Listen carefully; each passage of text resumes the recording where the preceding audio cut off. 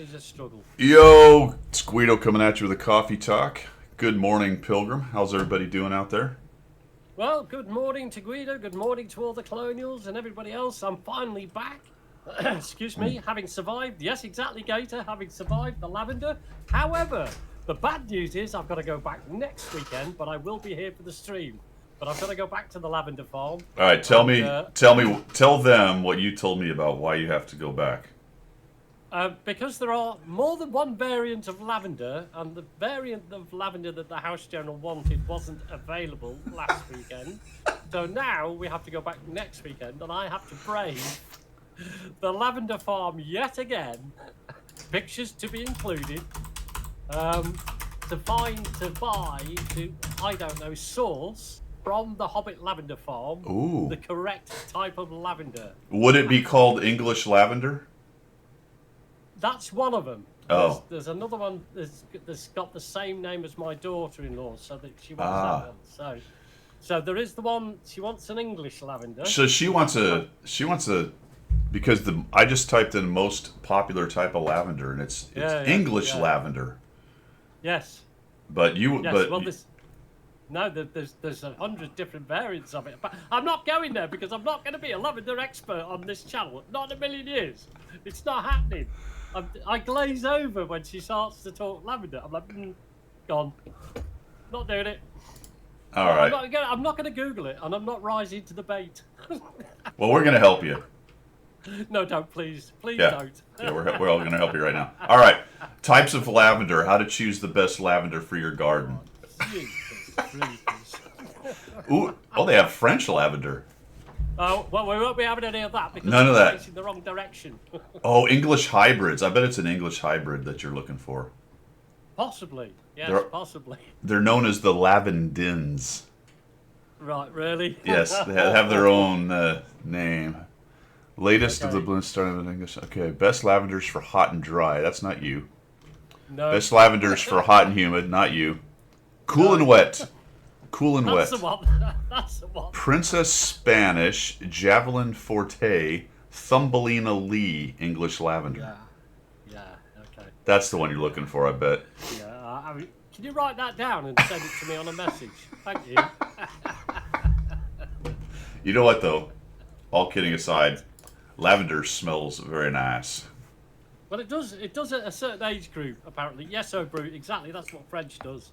Apparently, at a certain age, lavender is all the rage. But, hey, let's not just pass by the fact that O'Brute just fired off a random knowledge of lavender. Yeah.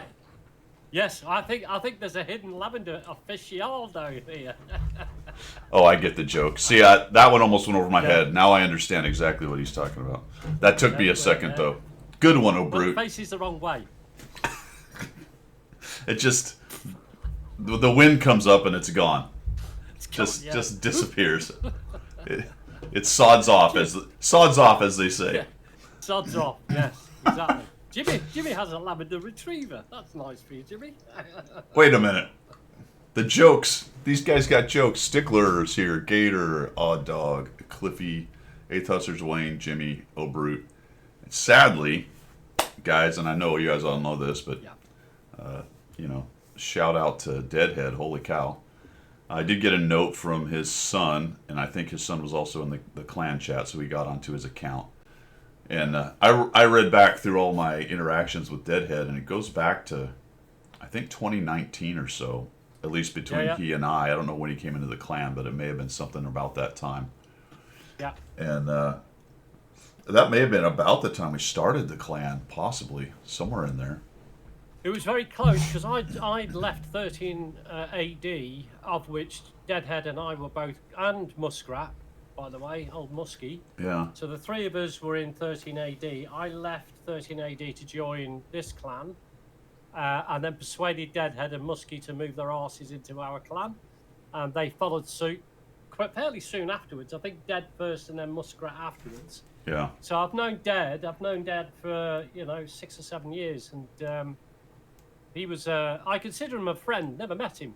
But I consider him a friend because we had some really lengthy conversations, and we talked about his life, I talked about mine, and all that. And the guy had an amazing sense of humour. As I put in chat, which some of the guys won't have seen because they're not in our chat. But he had a severe brain injury and had surgery to sort his head out, which made part of his brain non-functional. Right. So he actually then took up the gamer tag of Deadhead because he had the worst sense of humour in the world. You know what I mean? So that's where his gamer tag came from. But yeah, absolute star. And he always had time for everybody. And I tell you this, he was possibly one of the best TD players that I've ever come across. Yeah. He could play TDs like you play light tanks, Guido. Yeah. He knew everything about TDs. If you wanted to know how to play a TD, speak to Dad. So, massive loss. Absolutely, man. He sent me a lot of content, so I featured a number of his replays through the years, and I had several discussions with him too. Nothing as long as yours, but man, that's a blow. Was he former military? I don't think he was. I think his father was, as of most of the fathers of our generation, Right. was served during the Second World War, but I don't think he was ever military. But he certainly knew what he was talking about. He was good with a lot of things. And the saddest thing about it all, having read up on how he passed and everything, he passed in the worst way possible. He got pneumonia and he died alone, which was not good for a man like Dead. You know what I mean? He should have been surrounded by his family, and it just hurts that he wasn't. So yeah. Right. Good man. Yeah, that was a shock, man. That was a shock. But anyway, I told his son. Obviously, his son said he might keep the account going. He might play the account, and I told him he's welcome to leave it in the clan, and if he wants to chat with guys or whatever. All the same words you give, stuff like that, which there's nothing you can do. But if for some reason, Deadhead Zimbo passed away 3 or 4 days ago. Maybe a couple more than that, but he's been in the clan for a while. So anyway, pour one out for Deadhead next time you think about it. I guess that's what happens when you got a clan full of old people. Yeah. To be fair, that is so true. You know, when you think about, the average age of the clan is probably high or middle 50s. You know. Probably, so yeah. It's going to go that way, isn't it? You're skewing it pretty high, though. Yeah, I know. Yeah. I mean, the rest of us are pretty young. Way up there. The rest of us are pretty young. You're sort of doing some damage to the numbers. Yeah, absolutely. Keeping it real. Keeping it real. Oh man. Oh, Grendel brings in the bad news. That's hard. That is hard, man. Yeah. Okay, what else we got going on? Let's see. 100 Barrel Challenge. I am working on the Choppa, which I don't hate. It's not bad. Double barrel thing. That's a fair one. Yeah, it's all right. I'm working on the Type 63. And I think, let me double check here. Yep. I clawed the Leichter Panzer thinger up to above 50%. This stupid dumb tank. That's good. Yeah, this dumb thing. Good. It's like the world's largest light tank. Yes. Jeez. It is. It's not quite Sheridan, but it's close, isn't it? You know what, dude? It's got to be as big as the Sheridan. It's not as tall. Let's find out. No, it's probably as wide as a Sheridan going. I bet you're right on that. Let's go light tanks. I got to get rid of this. Where's the Sheridan? And we'll need 8s.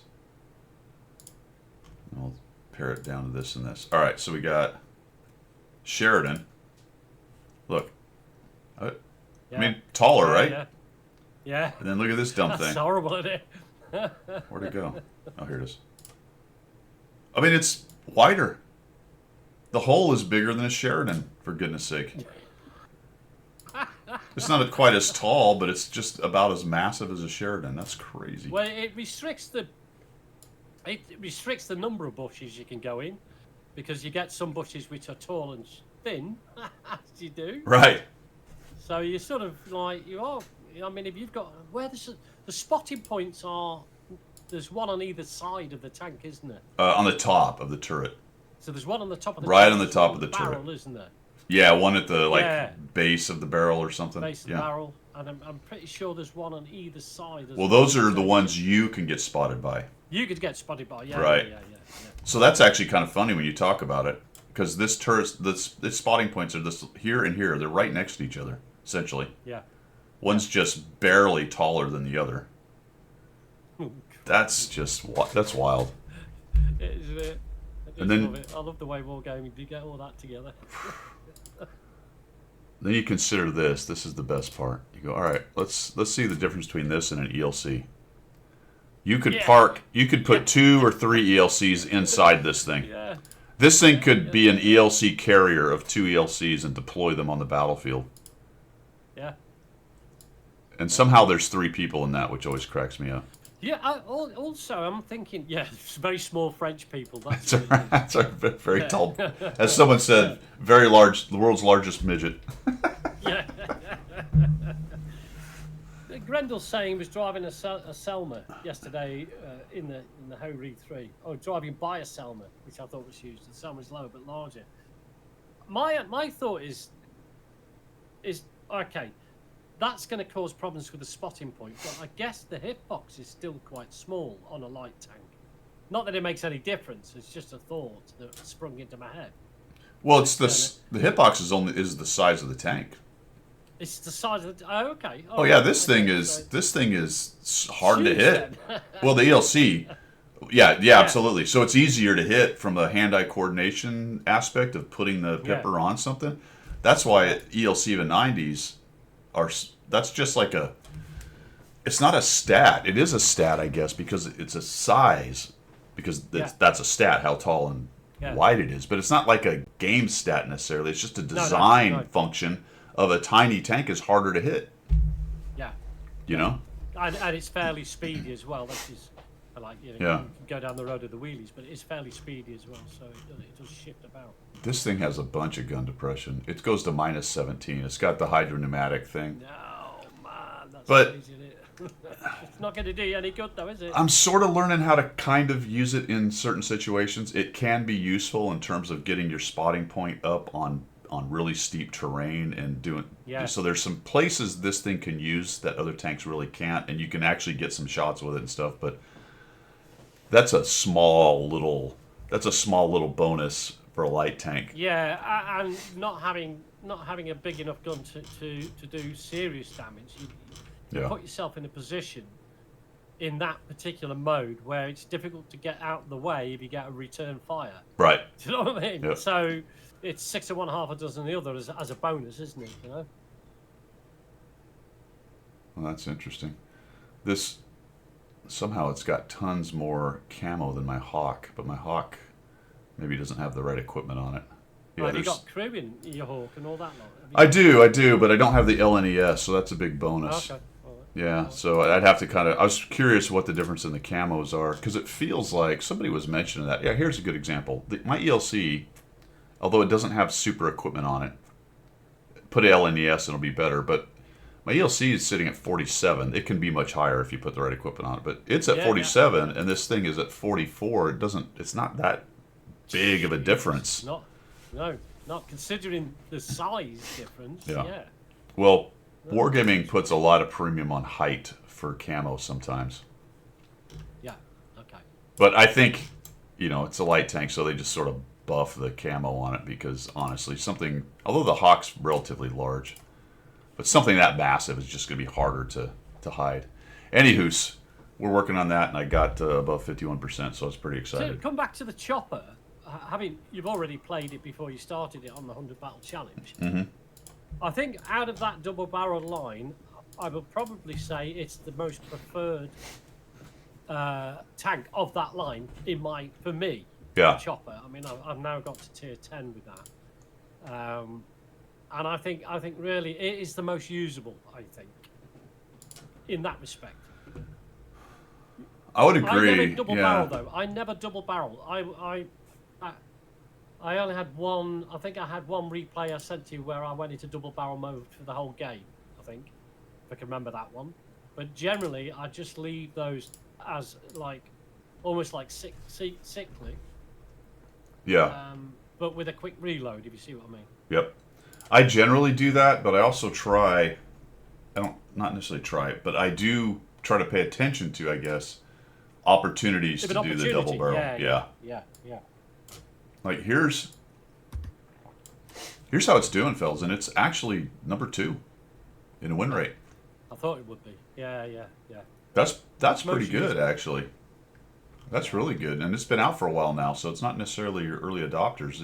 In fact, if you look at the player win rate, it's playing it. It's relatively low. It's got a plus 2.98 win rate differential, which is second in the tier, and it's significantly above number 3. And it used to be the IS-2M and the King Tiger.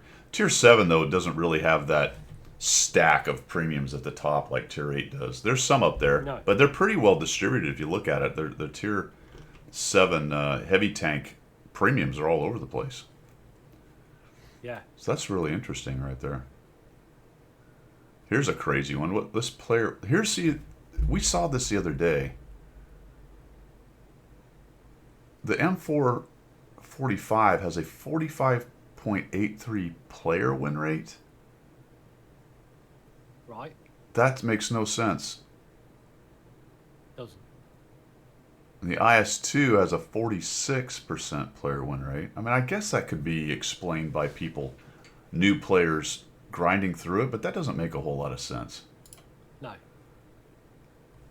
Makes you feel like shenanigans are in play here. Yeah, either that or typos or something. It doesn't seem right, does it? Remember we found that a couple weeks ago. Yeah.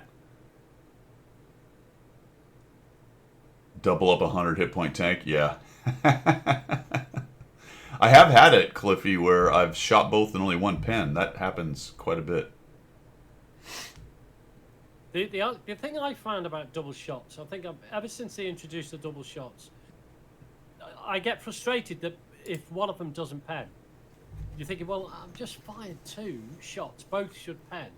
So I find the mechanic where one will ricochet and one will penetrate, or both ricochet, so frustrating because you take the time out to get the shot in the right time, the right place, which is generally sort of towards end game. I mean, I probably wouldn't entertain doing a double shot at the beginning of the game because it's pointless for that very reason. And then towards end game, you got a near dead and you double shot them and they both bounce him and you're like, really? Yeah. Really? What? Frustrating. Yeah, it's like Cliffy said. One of the shots is slightly offset from when different you're aiming, aim. I don't remember which one is the primary aim. I want to say the right barrel if they're both loaded. Right. I think. Possibly. So it feels like it shifts left. I could be wrong. I think it's the right barrel first and the left. It could be the other way around. Also, if that's the case, then you should shoot it like you shoot a shotgun. Because you don't aim a shotgun, you use both eyes, don't you? You don't close one eye to shoot. Well, you shouldn't do. Yeah. You look over the top of the barrels when you got a side-by-side shotgun. So when you go to shoot, you're looking at both barrels. So maybe that's the way to shoot the double-barreled tanks, is to offset it. Well, I definitely there's also when you go into double shot, it gets that great big bracket. You got to be careful because you can blank one of your turrets, one of your barrels on a wall. Shots, If you're super close on your poke, you can put one barrel into a wall, or the rubble in front of you and not really realize it. And the one the one goes where you're thinking, the other one goes right into the rubble or the wall or whatever. That is a good point. Zimbo closes his eyes. Just close eyes and press the fire button. That'll do. Spray and pray, Zimbo. Just hope it works. I want to go back to this M445 though. Someone said good players won't touch it, only bads play it. So by that logic, bad players play it, but somehow they overperform by 5%. Yeah, I was just going to say, if that's the case, you got a massive overperformance. I don't think that's right, is it? All right, let's see what EU says. Are they anywhere? Is it anything like that? No, it's nothing like that. Look. See, these look like signs. These are signals in the data to me that somebody's doing some shenanigans here. Yeah. For whatever reason, somebody's driving down requirements to. I don't know why. Someone's bought it a lot with an M4. I don't know why you would use an M4 to bot, but maybe they were grinding a couple of these lines paid for people. I don't know why, but that's that is a significant enough data point to look at it and go, that's well beyond the standard deviation. Something is going on there. Yeah. Yeah. Yeah, I don't know, Cliffy. Because there's nothing similar to it on EU. And maybe that's purely because EU just has more people playing it. That could smooth out the data. You know, that's not that many games. So you could probably have a few spectacularly bad players, you know, bringing this data, really changing this data quite a bit. But anyway, there's a reason for that, whatever it is. Yeah. And I think it's kind of an interesting reason because it doesn't feel like a standard data point right there. No, it feels like, it doesn't even feel like an outlier. It feels like a glitch. Well, like Grendel says, it's a tremor in the force. There's a wrinkle in the force. Yeah, it probably is a one account or a couple. How do you get to that? Can I see that? Well, that'd be interesting. That's the wouldn't it, tank to see if it's just a itself. single or a couple of accounts? I think we looked at that last time somehow, but I don't remember how we got to it.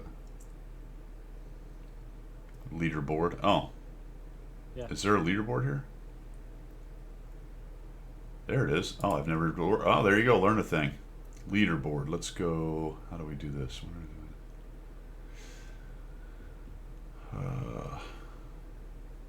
Can you do this by tanks? Or is it just a win rate? You just have to kind of... Tank itself and then the leaderboard. Says Cliffy. Oh, so I got to go back to tank performance? And then go... I've never done this, actually. I didn't even know this existed. No, I didn't. Oh, leaderboard. Recent leaderboard. There it is. Got it.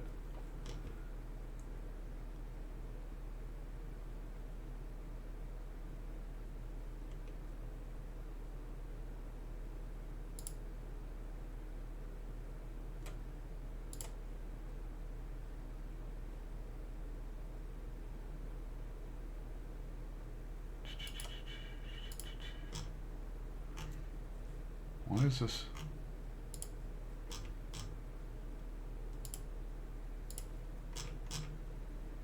Is that all of them?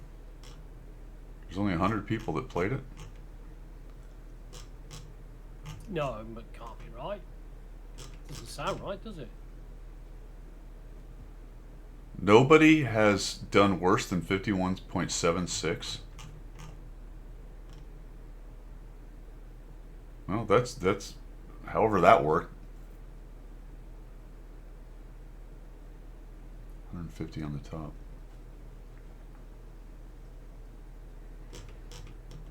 Is this telling me that, well, based on this data anyway, they don't have anyone lower than a 51.76 win rate in this tank right now? That's interesting, isn't it? Of course, the other problem with this data is that's not all the data.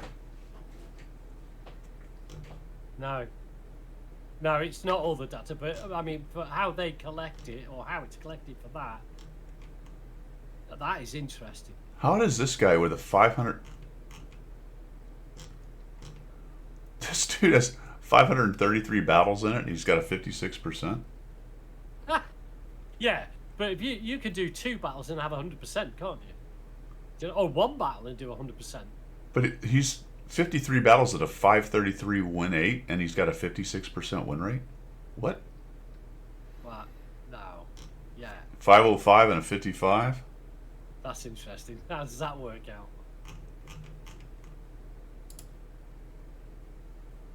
I don't know what's... There it is. But it's only top 100, I think, so we can't see the worst accounts. That's the problem. But somehow this guy, the 100th ranked guy, is a 640. Is that his total battles or battles in this tank? I don't know that. Oh, it doesn't say. No, it doesn't say, does it? But it seems to indicate he had 85 battles in this tank at 640 win 8 and managed a 51.76. These are crazy stats, dude. Here's a 375 in 30 battles, and he managed a 53.33. What? That's crazy stats. 56.6 and 53 battles. Eric Winter with that 533. What?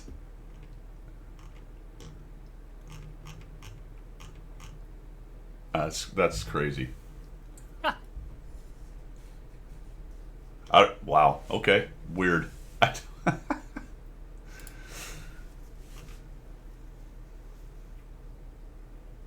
56 at 55 games is 3 wins over 500. That's true. Yeah. But at that low of a win 8, you would expect to be below. I mean, I realize you can get lucky in 50 games and still show up there. But that's a run of very lucky games, or that's a run of very lucky games. To be honest, I don't think. Still, it's kind of a wild number to be below 1,000 win 8 and be significantly above 50%. Yeah. Especially like here's 100. The bragging rights to that is quite usual, is it? You know what I mean? If you could stick with that and just go around going, "Look at me, dude, look at me," you go, "Yeah, fair one." How did you do that? Isn't it interesting when you start to dig into these things? It is. Because the same argument, around 50%, it's just a couple battles. Granted. But at that win 8, you would expect it to be lower. Just like at this win 8, I would expect it to be higher, and it is. I mean, there is correlation there almost always. And yes, at the 50%, sometimes it can fluctuate. But when you're talking 300 win 8, 500 win 8, that is almost always well below. Yeah, absolutely.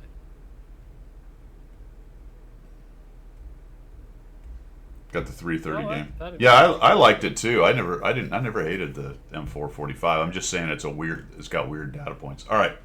Sweet. There's a rabbit hole for you right there. What else are we doing, challenge? I think that's it. House is almost done. House is almost done. When you say almost done, what are we talking? Well, this iteration of it, because I'm already getting noise about the next bathroom. Oh dear. But we have some fixtures to put in the guest bathroom that we redid. Got to put a handhold for my elderly mother's because she's going to show up on Tuesday for a month. Cool. We got good job, Zimbo, number 91 for the Martyr. Nice one. At least you're in the top 100. That's good. Yep. Got the insulation blown into the top of the bathroom that when the roof fell in the bathroom and all the insulation fell in with it, so that got replaced. Right. That was good. Cool. We were talking about it before we came on. I'm pretty excited to not have people showing up at my house. Yeah, it's quite nice to sort of get your house back, isn't it? You know what I mean? I got the mini split. Strange people. Yeah. Some of them I've seen multiple times because the painter guy especially, dude, he's been here a bazillion times, but I think he's finally done. Got the mini split put in. The only real big thing we have is backsplash for the stove. Right. We got some. What's that? Is that a fancy tile? Backsplash or no, it's like of course not. No, it's some expensive tile that has to be expensively put in. Okay. That sums it up. Expensive tile that has to be expensively put in. Yeah. Oh dear, oh dear. And the last. So really, you're nearly there, aren't you? We are. Good. What's the last thing? The last thing is something significant happened yesterday, Pilgrim. Do you know what it is? Last night specifically. No. Apart from the Grand National in the UK, so no idea. Oh, look at that, Florida! Did you win something? Almost. We're in the championship. Oh. The basketball, the National Basketball College Championship. Go Gators! Awesome. The Gators actually got somewhere. They got somewhere. We're a basketball school now. We don't do football anymore. We do basketball. There you go. There you see. There you are. Yeah, you'll have all the major players coming down for a bit of training then, won't you? We beat Auburn yesterday. Didn't look like we're going to halfway through the game. Cliffy. Was it? Go ahead. No, I was just say, was it a big score difference or was it? No, very five close? or six. I don't remember the exact score. 5 or 6. Just a basket between you then. Yeah, it was a 2-score game towards the end for most of the end of the game. They eventually pulled it out. That is nerve-wracking when it's like that. So then the second game of the night, because these are the final 4, right? So there's 2 games that night. The first one was Gators, Auburn, Florida, and then Duke, Houston. Yep. And everyone kind of assumed Duke would win. Well, Houston ended up winning. No way. And Duke kind of had it. The problem is they let him hang around too much, man. There was a couple points at which it looked like Duke was going to pull away, but Houston locked down the defense and got quite a few actual critical threes along the way to sort of keep them in range. Right. Okay. All right. Yeah. Good. So Monday, tomorrow night is the championship. Right. So are you like taking the day off, or are you going to get some? No, it's at night. It's at night. So it's an evening. Yeah, I'm just going to take it easy and chill out. Nice. You got it on the screen. You'll get it on the big screen. Yeah, you get it on national television. It's easy to get. Have you paid your TV license? Are you up to speed on your TV? Okay, good. I don't want you to get arrested. No, I've paid the bloody TV license. I don't want to. I don't like watching the BBC because I watch everything else But you see, the problem is over here with your TV license is that if any of your media is able to receive the BBC, then you have to pay the license. If you have any media, all your media cannot receive the BBC signal, then you don't need to pay your license. But that sort of like is a catch-22, because if you can't receive the BBC signal, you can very rarely receive any other signal, even through Tinternet. So it's fairly well tied up. Right. Okay. So I don't understand it. Help me figure this out. Right. Okay. So I'll give you an example. My large screen TV downstairs is a free-to-play, internet-connected, watch anything you like, pay to watch like Netflix and all that lot. But within the aerial system is the ability for that TV to connect to the BBC signal. So I have to pay a license fee because I can't block that. I can buy a TV that doesn't do that, and I have to prove to the BBC that I can't receive their signal. Then they don't send burly men round knocking on the door asking for money. But there's such a rigmarole that it's not even worth doing it. So, for example, my computer has the ability to take the BBC signal from Wi-Fi. From the internet? Yeah, from the internet. So really, anything internet connected, you have to... What about phones? Same with your phones. Is it a different fee for each item? No, I don't know. That's a good question, actually. I've not really looked into it. But, so, for example, if I was to get the BBC app downloaded onto here, I would then not be able to circumnavigate the cost of the BBC license because I've got the app on there. If I don't download the app, then it doesn't matter. They can't say that I can receive BBC with the phone. Okay, so for the internet stuff, so just going to their website doesn't count? No, you have to download. Not with the TV, because TVs are already built in. With that's for the TV signal, the radio wave signal. Okay. But if you haven't got an app, then you can get around it. You know what I mean? Your other media type. Yeah, it's crazy. Absolutely crazy. I mean, they've got people going to prison because they don't pay the TV license. I mean, for crying out loud. There is big moves to get rid of it, honestly, because every other channel relies on advertising for its revenue. Right. Whereas the BBC gets free money. Just shakes down everybody. Supposedly. Yeah, it shakes everybody down. It's like going to Harlem and getting mugged, isn't it? You know, it's like, go out. Sorry, Harlem, didn't mean that, but it is. Yes, it is, Zimbo. That's the custodians. That's what I'm wearing, a custodian hoodie as well. Yeah, land of taxes, absolutely, with extra steps. What happens if you get caught without leave? Yeah, basically what they have is, get this, they have detector vans that go around all the housing estates in the UK with a big whirly, airly thing on the top going round, and it can detect if you've got a TV or a media or anything that can receive the BBC signal in your house, and then you get a knock on the door saying, you haven't got a license. We've detected you're watching the BBC. You owe us X amount of pounds. I don't They understand pay- how that works. I don't either. No. I'm gonna have to look that up because it sounds like BS, but I'm wondering if there's something built into the TVs by law that somehow answers. Well, here's the cop out. Here's the way to get out of it. In the UK, you've got very much like I'm not sure which amendment it is, but you have the right to defend your own land, etc., etc. So this is not a criminal offence; it's a civil offence. Right. Which means if the guy gets out of his detector van and walks up to your front door, you can open the door and you have every right to escort that person back off your property any way you like. So if he refuses to remove himself from the property, you can have him removed because it becomes a criminal offence on his part because he's trespassing. Yeah. So you've got the right of trespass. So where they find it difficult, the BBC, to enforce it is that they can't just walk onto your property. They have to go to court to get a court order Right. to send the bailiffs in to get the money. And even so, with the bailiffs, here's the other thing about the law. See, I know a lot about this, is that you can offer them a token payment of £1, and then they have to leave your property. Because you can give them £1, never mind the licence fees, £200, £300. If you go, I've got £1, here's £1, you can have that, now leave my property. The bailiffs have to turn around and bugger off. Great! It's absolutely fantastic, because it's a civil offence. Oh yeah, I am a TV bandit. Oh, Absolutely. dude. Yeah, we've been hearing a bunch about that over here, so it's just wild to me. Well, why not just have everything with advertising and just get over it? You know what I mean? Yeah. Blanket fee gator for the household. So you have a license per household. Congrats to a Brute, by the way, on getting done with your dumb check ride.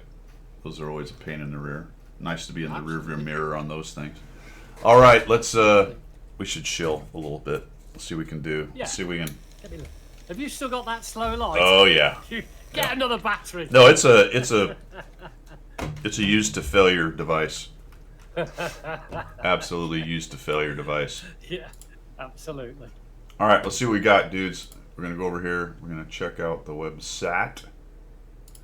What is Wargaming selling today, my friends? Well, not boxes. No boxes. That's unfortunate. Nope. It's the Bazaar. In case you wanted emojis on your tank. Oh yeah. There was, finally, there is a god. There was a problem with Panzerchild and their things they give away with them. There was something on the EU website giving lots of apologies about people were trying to buy and download those emoji whatever it is that comes with Panzerchild. Oh, the Panzer Stickers Children. or something.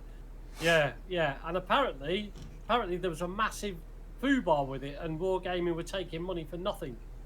People Wow. weren't getting them and everything. I was like, yes, at last, fate has occurred. Karma. I missed that. I didn't see any of that brouhaha.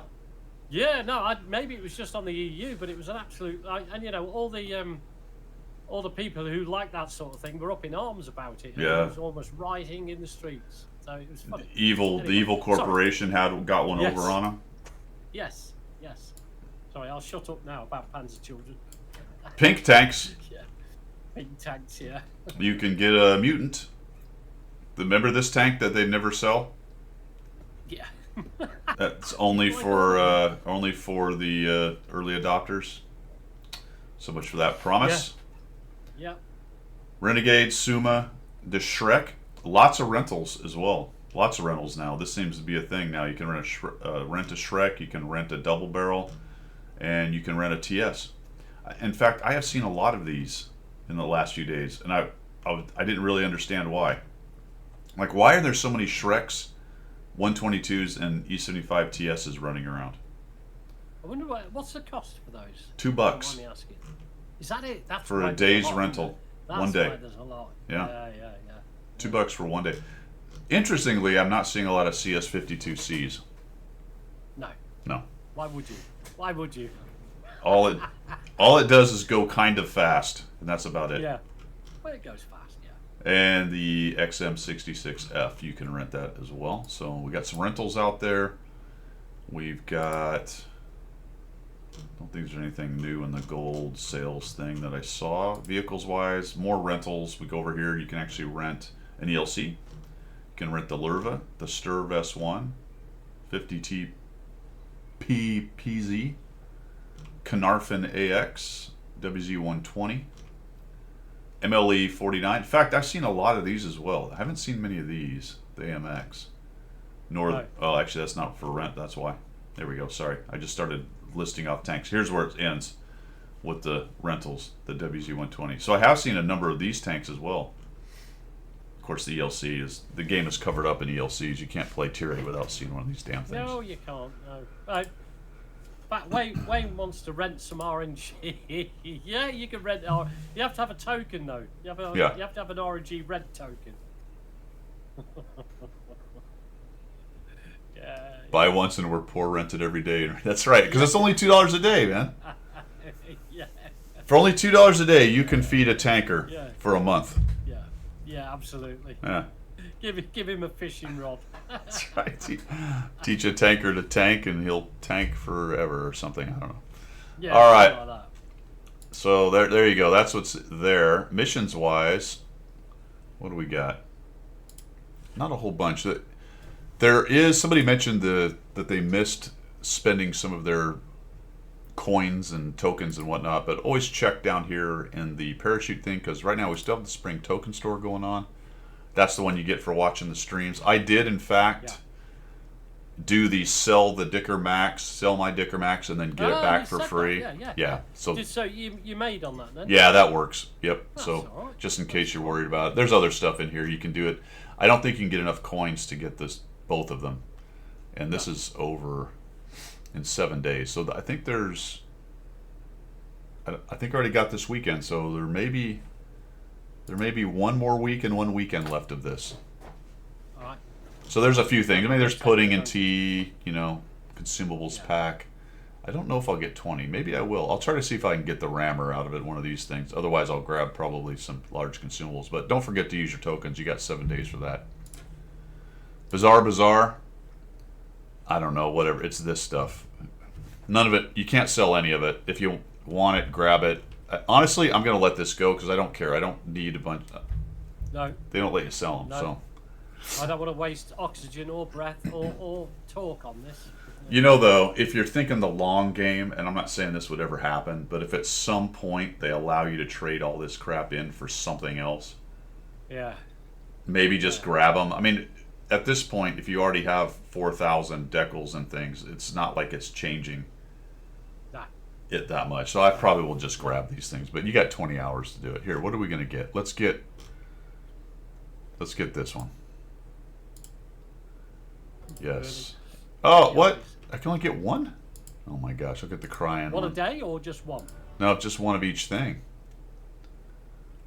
Oh, am I gonna? Okay. I don't want a unicorn. Eyes. We're getting eyes. What else we got? Get the eyes. I love the way it says reward received, like you've won something. Woohoo! Like, yeah, woohoo.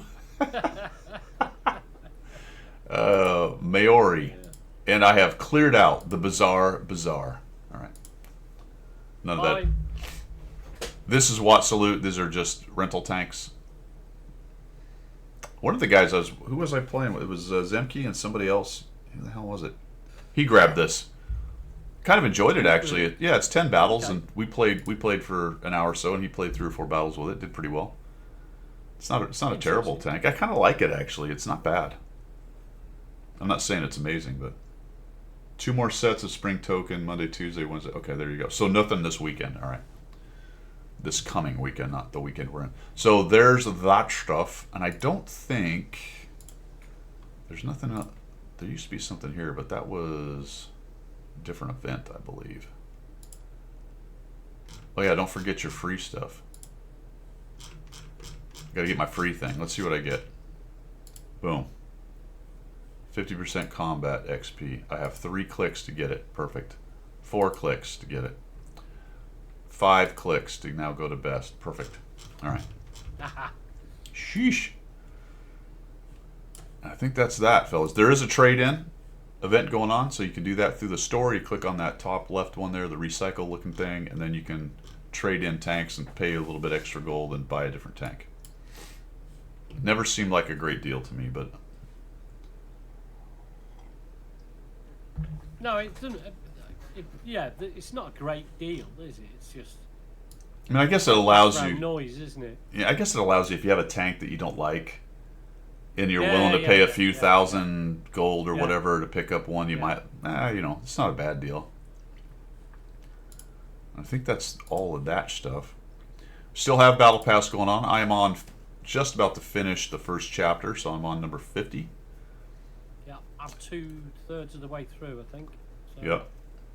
38, 39, I think, if I can remember. I haven't got the client open at the moment. But the EU one, I've just finished the first chapter now. So, because I've been focused an awful lot on the EU at the moment, trying to build up some credits. Right. Free to play account, you know what it's like. Good point in chat. There is a free XP conversion going on. Yeah, there isn't there. It's not the good one, No, it's a better one. but it's better than the regular one, which 25, whatever the regular sort of makes me wonder: is there maybe something coming up to spend free XP on? Don't know. Yeah, that might be an idea. They sometimes do that right Hang on, before. we've got we haven't got a build a tank thing coming up, I don't think. Not that we know of, No, not that we know of.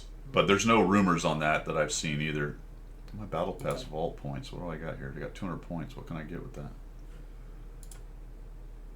What's other stuff? Oh, this is where I can get bonds. Oh yeah, okay, cool.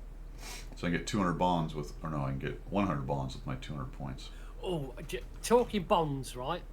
I'm also on Quinn's chat, and I do apologise if this particular person is now watching this at the moment.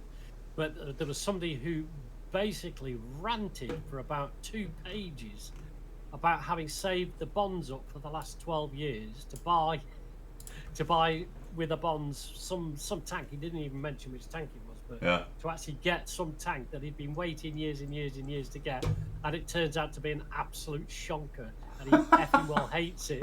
Effing well hates it. 12 years of saving bonds to get this. Blah, blah, blah, blah, blah, blah. Like, Was it like the 2 pages of rant. 121B or whatever? It was probably something like that. He never even mentioned which tank it was, and he was like, well, first of all, why put it out there? Poor old Quinn had to tell him to wind it in, you know what I mean? But why put it out there and effing blind about it for 2 pages?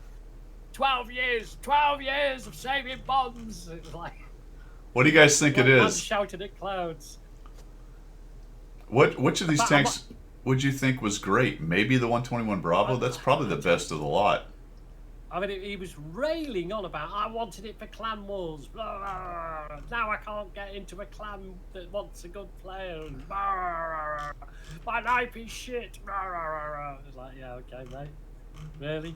What tank in the bond store would be a Clan Let me Wars go and let me tank? see if we can find the chat. I'll pop over to Quinn's chat now and have a quick look. I don't want to name it. Right, Cliffy? You know what I mean? I'm looking at these going, I don't think any of these are Clan Wars. I mean, maybe a 121 Bravo, but it's certainly not meta. No. I mean, there's the FV. Oh man, I'll tell you what. I might be able to tell you what. I mean, that's not a Clan Wars tank, but the FV, some people like the big gun on it. The 268-5 is kind of a dog. I mean, the 113 BO is okay. VK 72.01. Oh, he must have been. He's talking Onslaught shop probably then, or Clan thing. That must be the Clan thing. Yeah, it must be. Yeah. But basically, I'm going to try and copy this and then not post it without a name on it, because his parting shot. It just makes me laugh. I'm sorry I have to do this. Let me just post it and take the guy's name out. And I apologise for the swear words, but it's not me swearing. Right? This is his parting shot at the end of his 2-page rant. There you go. Posted it.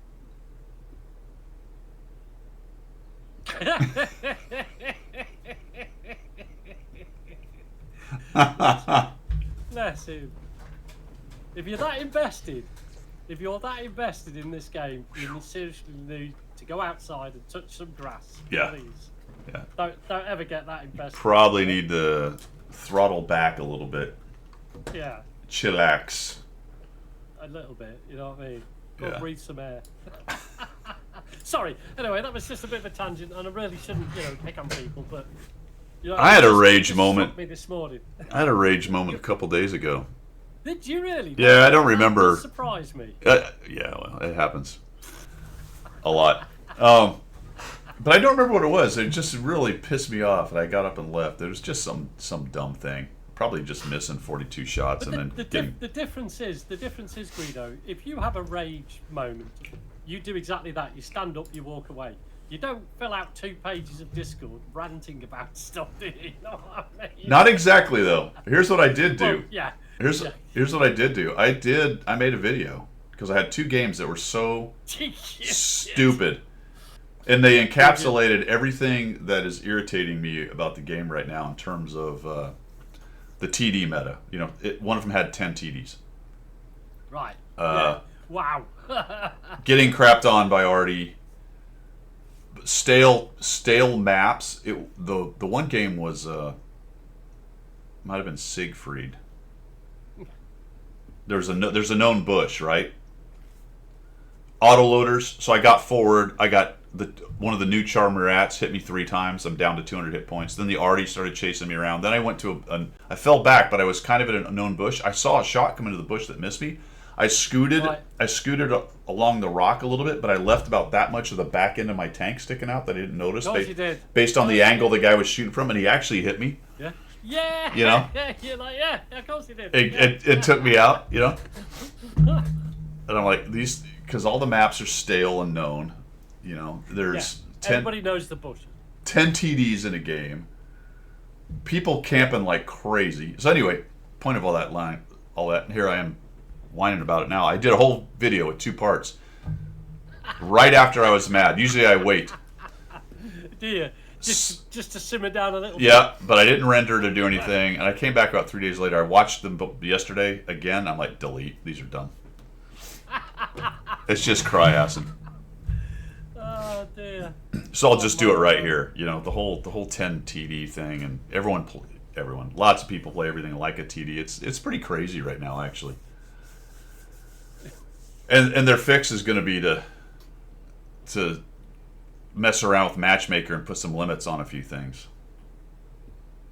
It's not the Matchmaker. Your Matchmaker is in as good a shape as it's ever been. You're going to I don't think you can do anything much more with the Matchmaker or a rewrite of the whole game. It's stale map metas. Maps. Yeah. It's hold down TD meta. It's yeah. Giant alpha and autoloader, loader, reloader, double barrel mechanics meta.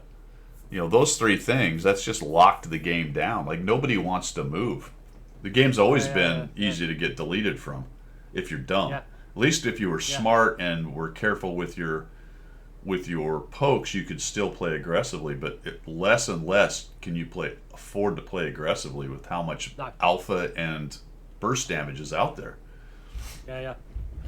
Which is why, the old adage about win your flank and go back is more important these days, because you're guaranteed, with the amount of people who are actually not camping but holding back, you're guaranteed to enter into a world of pain if you push forward. Yeah. There's no point in pushing forward anymore. Yeah. Even if the situation looks like it's worth doing it, you've really got to be focused on what the enemy team are doing and where they are. And the important thing that you always stress, which is really good to know, is where and what are the enemy team that haven't been spotted? Where are they? Yeah. Where are they going to be? Where's the likelihood they're going to be? Right. You know what I mean? So you've got to look at the whole picture very, very closely these days to have an impact. And even with that, even if you try to control for all that and you think you're making a fairly decent decision, one guy in the enemy team goes somewhere a little bit odd, and he brings along a JPZ with 1,000 frickin' alpha. You make that move to try to move forward in what's usually a safe spot, and now you got 1,000. Instead of losing 300 or 400, you lose 1,000. Yeah. Yeah. Do you know what? I had a game the other day which actually made me switch the game off. I was in an ELC 90. I was doing a scout. Let me think of the map. Oh gosh, it's the map where you've got a huge mountain on the right hand side which you can get round, which the mediums normally do. Then you've got a little bit of a town, and then you've got the heavy brawling area up on the left, Then you've got like a central part where the lights try and get to spot everybody. Oh, And you've yeah, got yeah. Deep water one side and then Ford. so on. Anyway, Fjord. that's it for George. Yeah, Well, Fjord. I was in ELC 90 and I was on South Spawn, and I went straight to that little road that pushes forward towards their camp, and I got myself into a bush and I was nicely concealed. Yeah. Right? Then this, I can't remember which tank it was. I think it was a Czech tank. The player just decided to YOLO in all the way to our spawn. And he went past me. Of course, I was spotted straight away. Boom! I was taken out by a... I mean, he just YOLO'd. He just must have just went forward and just went. So he was spotting the whole of our team. And I was in that position. I got took out with one shot by a big old TD. You're in an ELC? I was in an ELC. Then that was completely deserved. I know it was. But Yeah. the thing is, in chat, I got, good job, ELC. I was like, mate, I can't legislate for idiots who just want to drive their tank into the enemy spawn. What's that all about? You have to watch that, though, if you're in a tank like an ELC, because people will look at it and go, all right, I'm the only light tank. The other side has an ELC. The only way I find this guy is to YOLO on it. YOLO me, yeah. You know? And maybe if I can delete him, so what if a slightly worse light... Now, I don't think that's a great plan, because planning to die on the off chance you might get the other guy is kind of a low percentage play, but some people, that's the calculation they make. Yeah. You know? It just rolled past me. And I've showed games like that where I'm like, you know what, this is not great. I have to find this ELC, so I'm going to do it the best way I can to find him, but it's going to be a bit of a YOLO. Now, ideally, you've got a way to not get killed, or at least minimize as much as possible the chance of being killed. But yeah, some people just like, whatever, I don't want to deal with the CLC. I know he's in this line of bushes on that road. I'm just going to zing down it, proxy light him, and hopefully he dies. Exactly that happened. At that point, I got up from the game, switched it off, went downstairs. I went, I'm not doing this. I'm not doing this. I'm not getting that, you know? Cliffy just succinctly encapsulated what I said in about 50 words in about 1, 2, 3, 4, 5, 6, 7 or 8 words? Yeah. Best counter to good scouting is bad scouting. That is absolutely often true. Yep. I can't believe it. I seriously can't believe it. Well, Hitman, we've talked... You know, you have that point. You know that point in life where you just sit there, your head starts to hang a little bit low, and it starts to automatically shake side to side. Yeah, yeah. I was just like, yeah. No, you know, just no, can't do this. Yeah, you're waiting for you get your tank into a crossing in, let's say, a city. You know people try to cross, you know, and you're aimed in, you're waiting. The guy comes across, you shoot, and it's a crit. Yeah. No damage. Doesn't track him. Nothing. And his turret's looking at you, and as he rolls by, he shoots you and pins you in the face. On the move. Yeah. And he takes 2/3 of your hit points. And then exactly what you say, you're like... Yeah. You just feel defeated, don't you? Just know that's it. I can't deal with it. That's awesome. That's this game in a nutshell. It is. You know, you're fully zoomed, waiting, aiming at the spot. Guy comes full broadside. You shoot, crit no damage. He hits you on the run, pins you in the face. You're like, that is World of Tanks. Yeah. That is how World of Tanks works. That's how it works. If you're destined not to win, you don't win. Dude, yeah.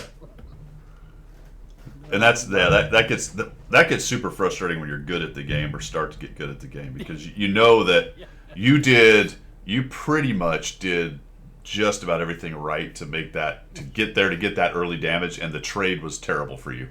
Just terrible. I had one. Was it in the chopper? Let me see here. Well, I didn't keep the card, so I don't remember. I'd have to watch the thing. I called it something though, because I was setting it up for Miserable Monday. I called it. I think I used the F word, so I won't do that right now. But hey, yeah, not a bad way to name a replay. Yeah, the ones that make me super angry go into Miserable Monday quite a bit.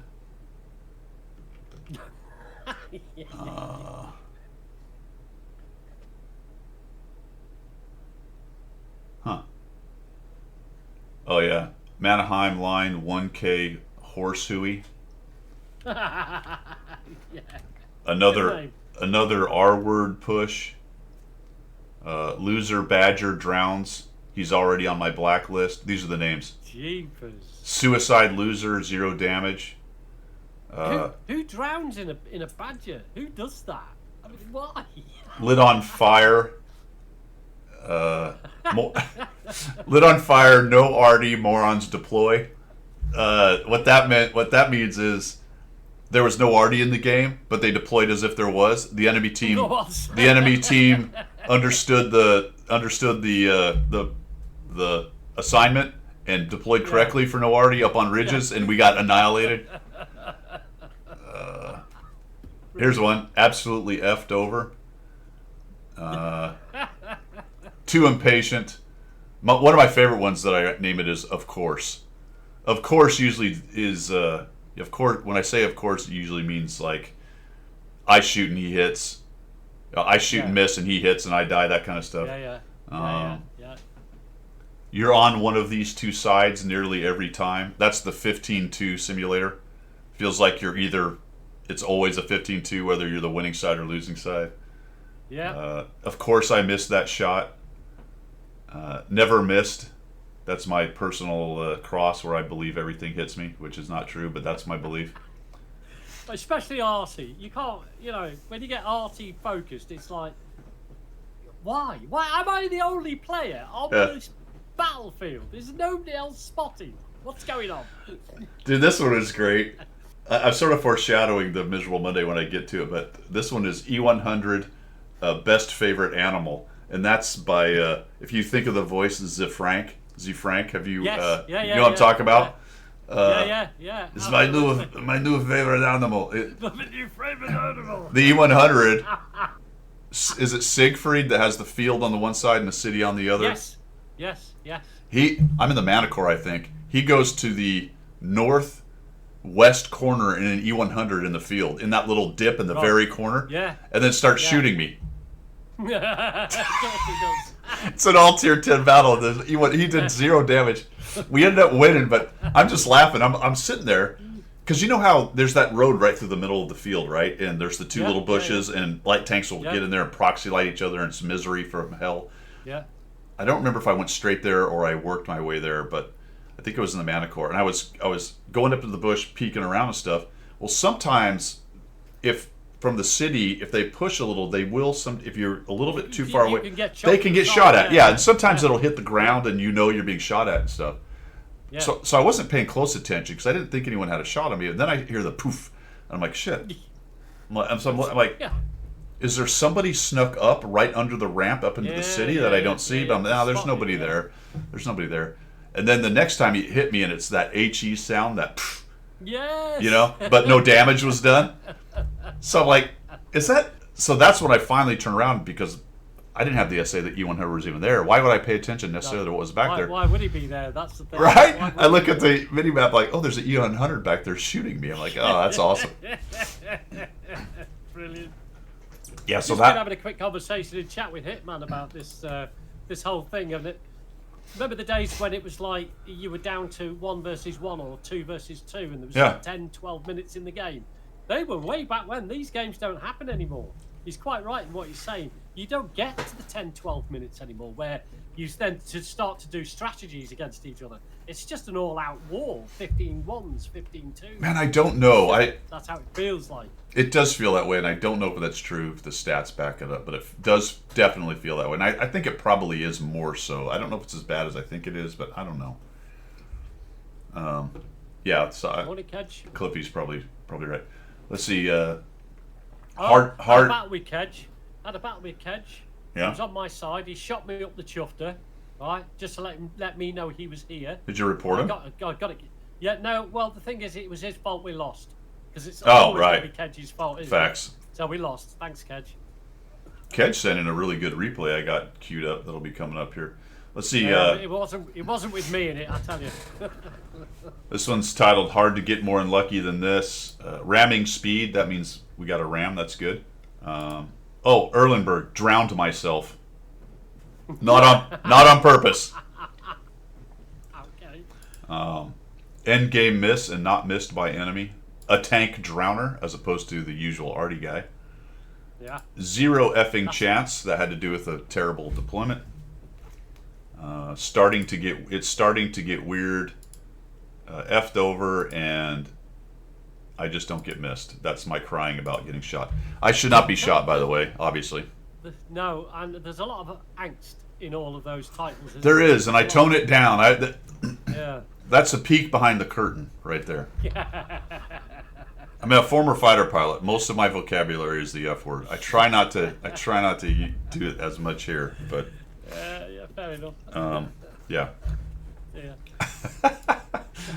Alrighty, fellers. We are at about 1 hour and 10, so I'm going to take a break. Go get some more coffee. Just let the guys know, Guido, that Yep.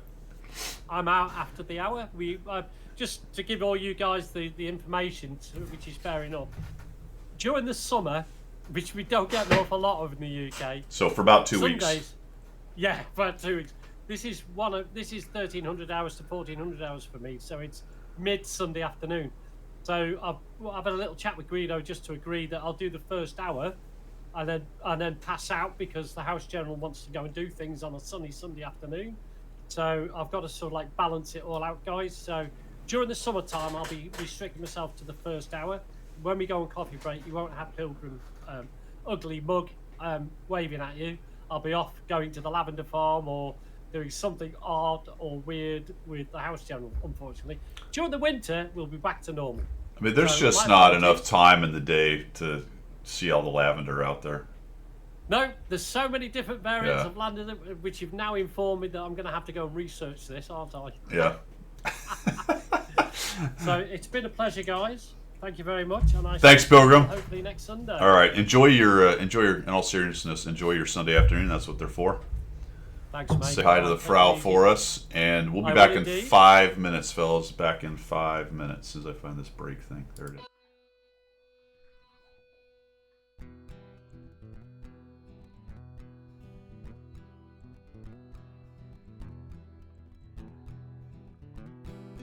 Guido is his name, tanking is his game.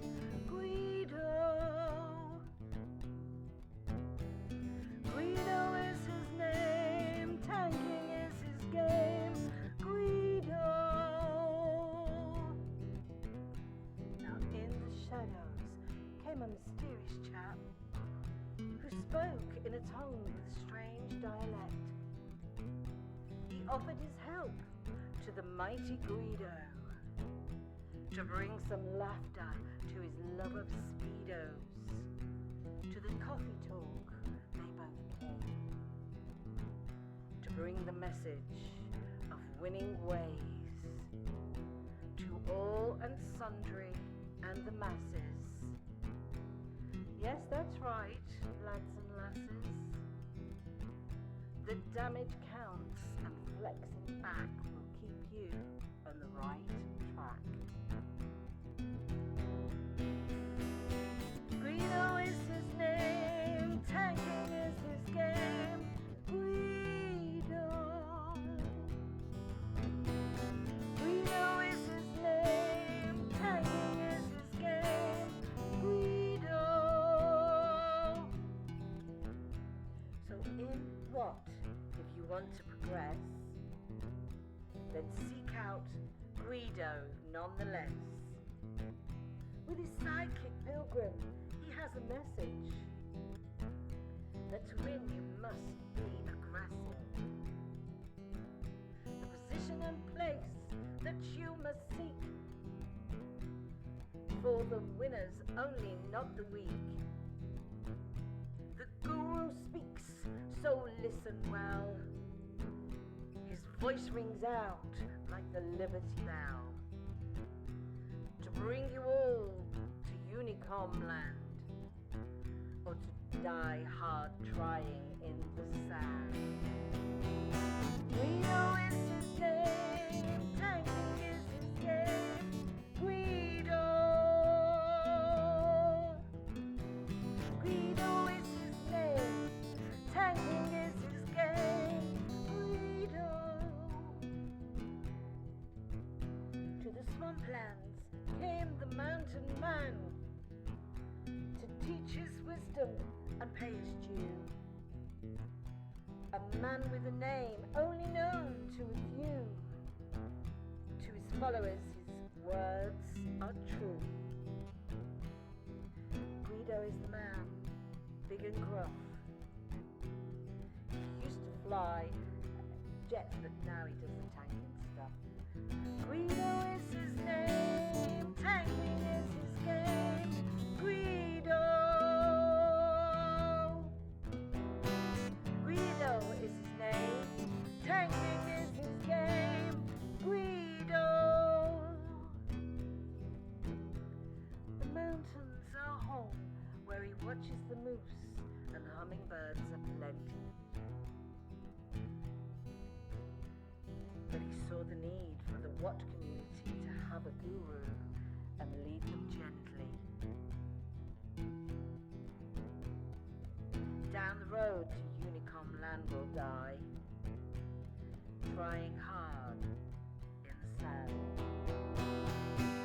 Guido is his name, tanking is his game.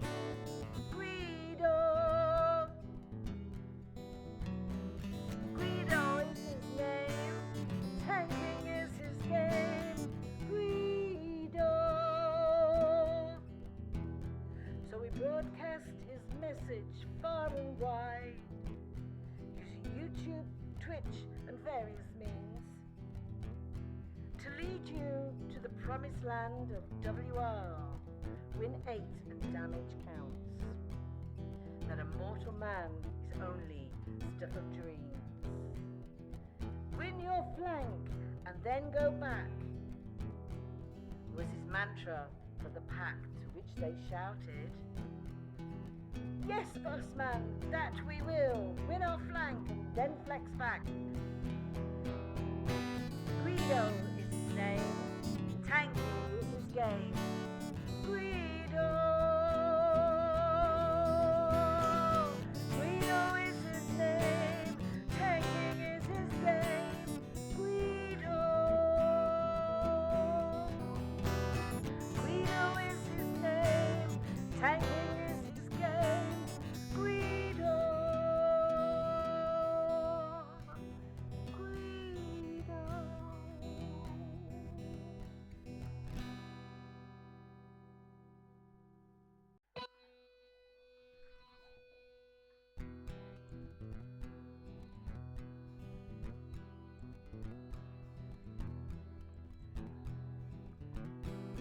Guido is his name, tanking is his game.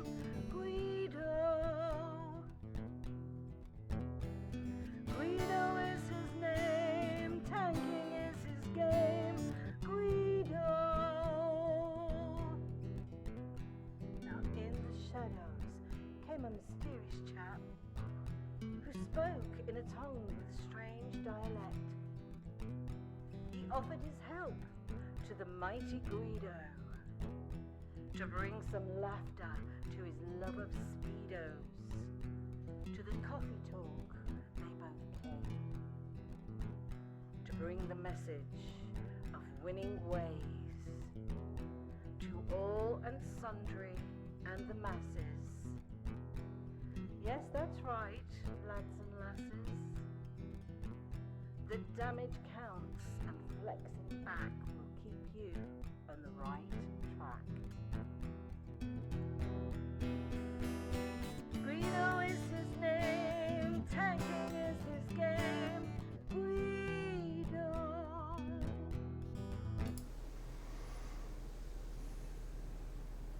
Yo, give me a second here. I gotta try to sort this out.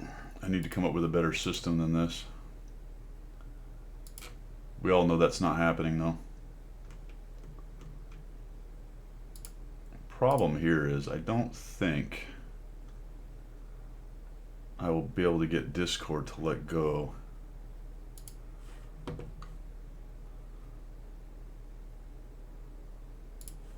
of my camera.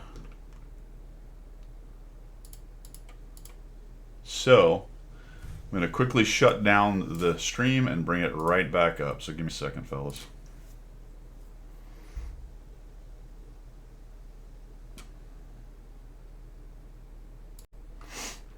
All right, we's back.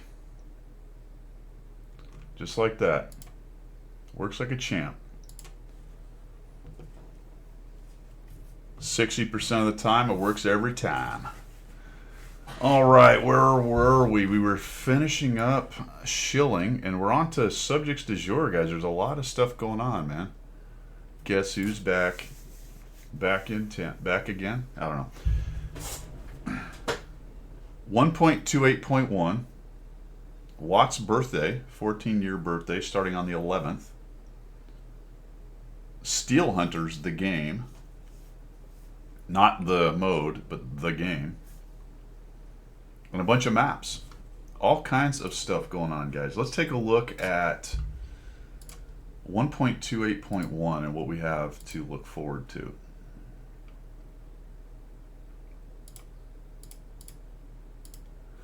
What is going to happen in 121.1? 128.1.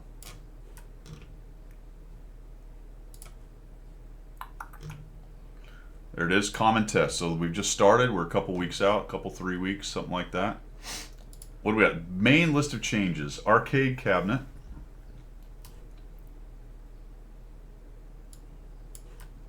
New game mode, Neon Dash. Okay, kind of whatever. Frontline's coming up. Some minor technical issues fixed in this patch. Airfield and Ensk, we're going to take a look at those maps in a second, but they're going to be... Airfield doesn't even look like the same map. I don't think it'll play anywhere near the same, to be honest with you. So that'll be like a new map. That's a lot of time spent on an old map. We are going to talk about maps, too, in a bit. I have some thoughts on maps. Ensk region. It's going to expand Ensk, so you'll have much more play in the field, apparently. Looks like it goes north and south a bit more behind the caps, at least from what I can tell. It's hard to see where the red lines are on it, but it's much bigger. Right, Wayne? Exactly. That's kind of my beef with it.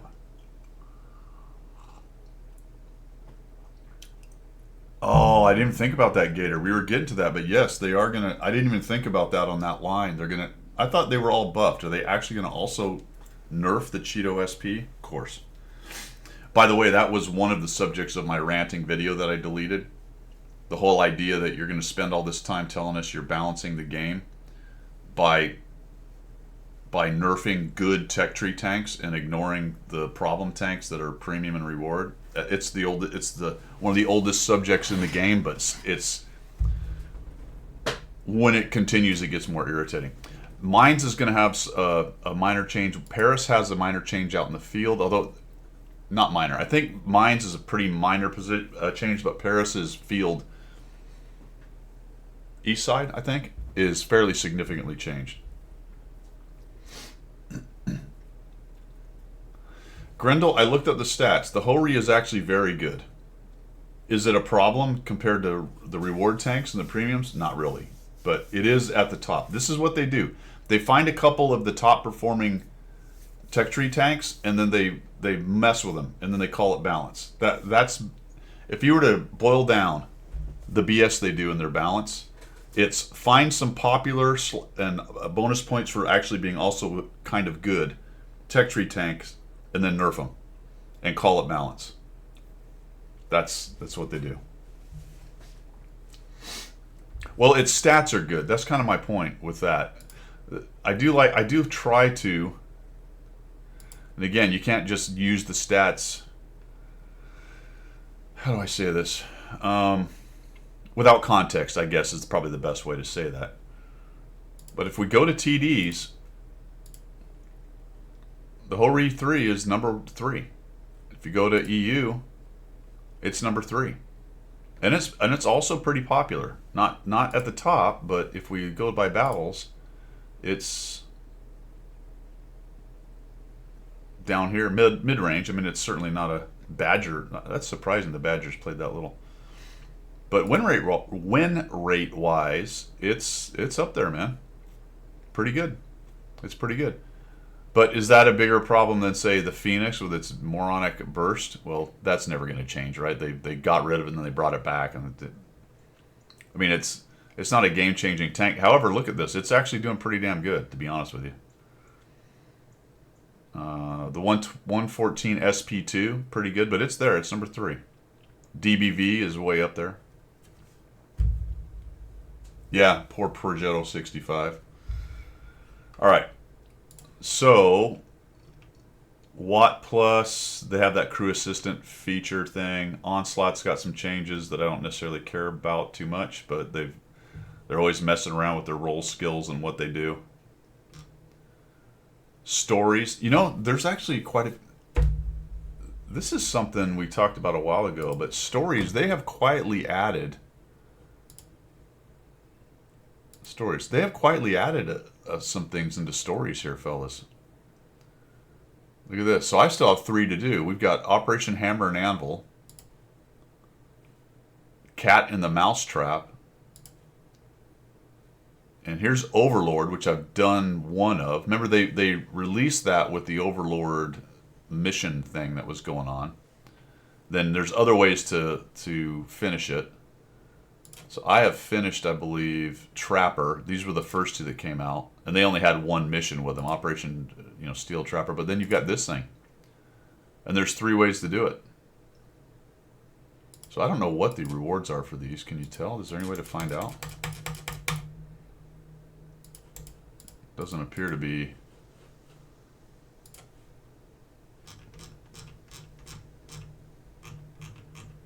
Don't know. It's weird. I think there are rewards for them, but it's hard to tell. But anyway, there's more stories there. So visual improvements have been made to stories mode background. Here's a very interesting one, guys. Check this out. What do you guys... Oops, you're not looking at this. What do you guys think of this? The commendation system.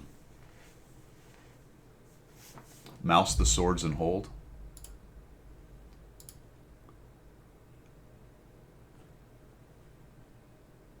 There you go.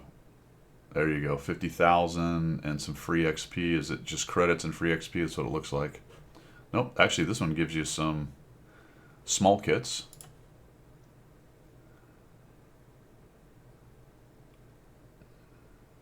Is it the same? Looks like maybe... Nope, that's...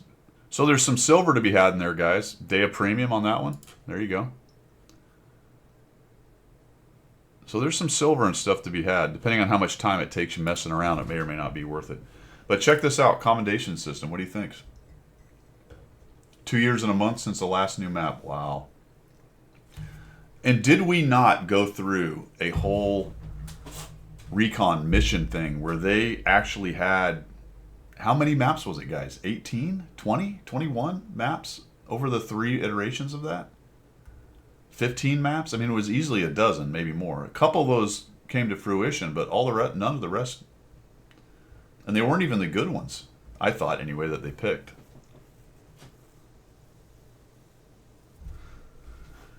Commendation system. What this is allowing players to express their appreciation for their teammates' behavior. The top players... by damage caused, assist, or blocked will be marked with live tags to highlight their contributions. I guess that means to help people understand who did the top stuff, maybe? I don't know. And then 3D attachment slots are being added to a bunch of tanks. Then we get the vehicle rebalance stuff.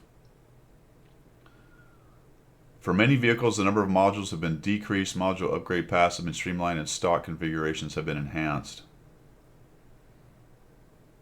Okay, I'm assuming that's for the, not for everything, but for the lines they're talking about here. They added the Sentinel, the ELC 901, Brenos, and whatever that is, to the French. So those are reward and premium tanks, more than likely. So Germany, this is the E100 line, starting with the Stug. All kinds of changes. I'm not going to dig into these. There's just a bunch. The Jagdpanzer IV, the Jagdpanther. And these are kind of hard to... You really have to sort of open up the current module list and stuff to understand exactly what's going on here, because they don't really... There's no graphic of what's going on. It's just they're just using the names of stuff, so you really got to kind of dig into it to figure it out. Ferdinand has got a bit of an armor buff, 20mm on the front of it. Jagdtiger. slight hull armor buff from 150 to 165. Jagdpanzer E100.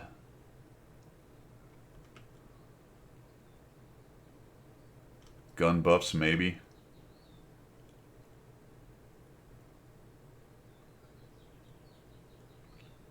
I think they did some mobility stuff on it, maybe.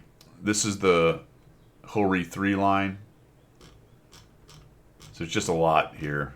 And I haven't dug into it very, very closely. A bunch of other vehicles added reward and premiums. The Panzernik, the Griffin for the UK, USA, has another Chaffee. So that sounds like maybe I'm going to call it the undeserved reward. That's right, Cliffy. We've entered into a new era of German bias. It's been a long time coming. Yeah, it's the Chaffee camouflaged. What a dumb name. It's a historic, apparently, camouflage. So it's not a 3D style. It's an actual copy pasta, from what I can tell. The Hellcat line, now this is the line that the 110E3 is in.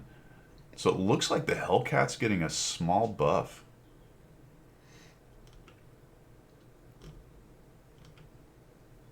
Or just a remove. I don't know. It's hard. I don't know which one of these are buffs or not, because they don't. There's no compare and contrast.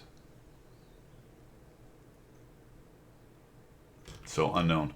25-2, the T28 Proto might be an interesting buff, especially if the T30 gets some love. It's already pretty decent. Looks like reverse speeds from 10 to 12. That's nice.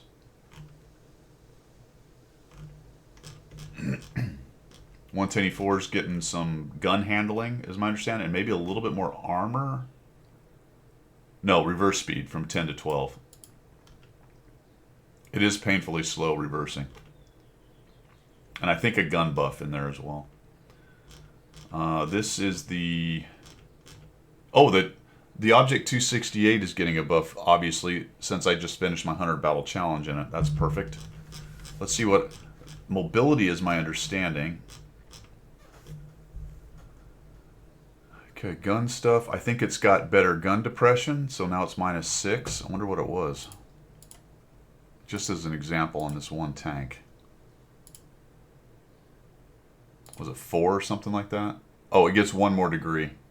It goes from -5 to -6. Copy.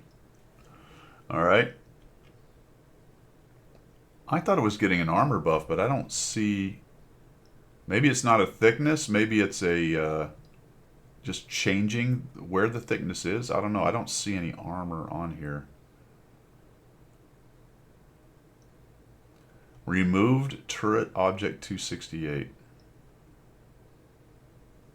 Strange. Don't know. But it is getting, I think, a bit of a handling buff. It is getting it's not a speed buff, but it's going to have more power. So it's going from 800 to 950, so it'll get up and go a bit better.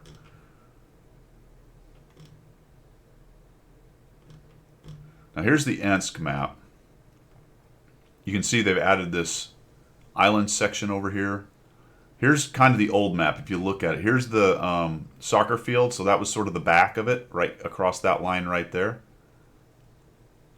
Maybe slightly behind it, I don't remember. But no, I think it's right on. The old red line's basically right here, I think. And same thing for the north. Well, not necessarily the same. It's hard to tell based on the angle, but that line was maybe right here. So it looks like, depending on where the red line actually is, they've expanded north, south, maybe even a bit west, but certainly east.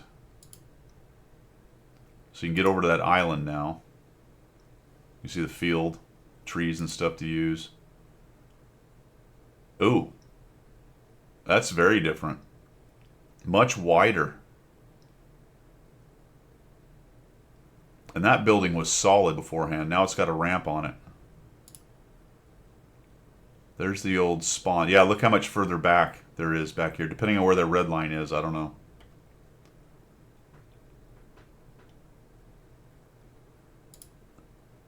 Some stuff out in the fields now, buildings and such.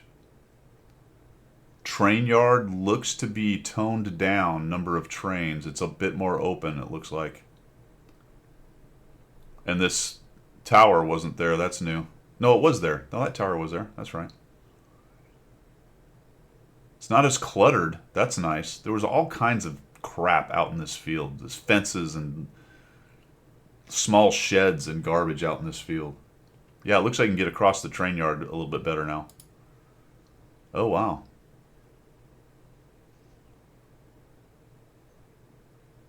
That's, where is that? Is that the field side on the east? Northeast? Well, that's quite a bit. That's a lot of, that's very different.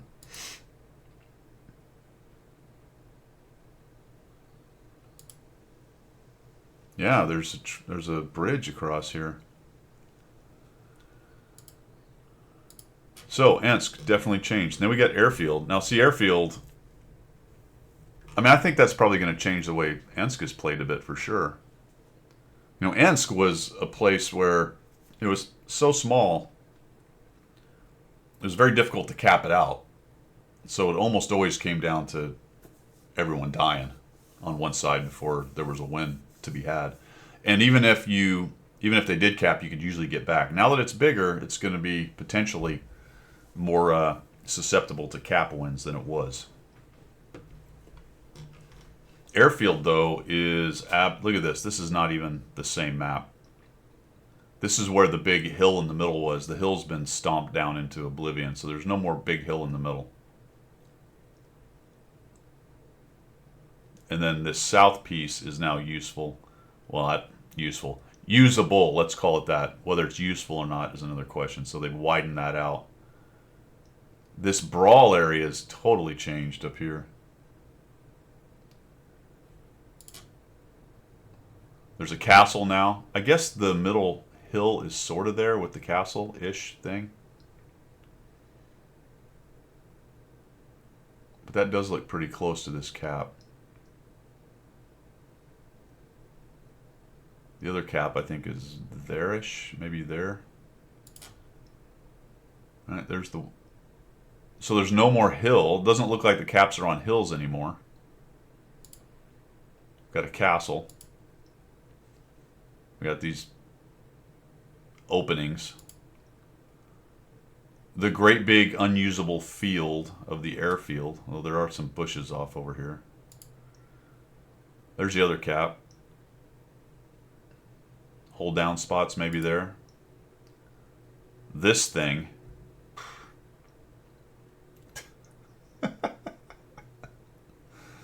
Those would be interesting, Gator. I've often thought about that.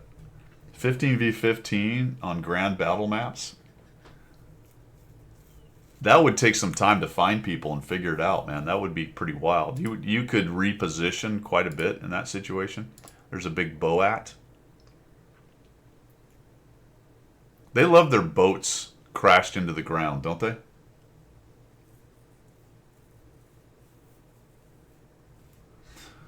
Yeah, Grendel, absolutely. Vision saturation is a problem, especially at tier 10. The high tiers on smaller maps, yeah, it's a nightmare. You can't really do anything without being seen. And the places you can go without being seen are known. So they can get blind shot, and if you get spotted while you're moving around, you know more than likely where that guy is, because the only places to go to spot someone are the few that you can get to without being seen. Yeah, it's a cycle. All right, so very interesting. Airfield could be a very different map. I think will be a very different map. We talked about Paris out in the field. Mines, there's a little nook. Here's the rebalancing thing. This kind of puts it into just plain verbiage, what they're planning on doing. So reverse speed, aiming time, and maneuverability for the 110. So you can go through all those things. Neon dash mode, it's another mode, whatever, don't care. Commendation system. Brand new system is waiting. Thumbs up to teammate for heroic feat, funny moment, yada yada. Damage will be marked on the tab screen with live tags.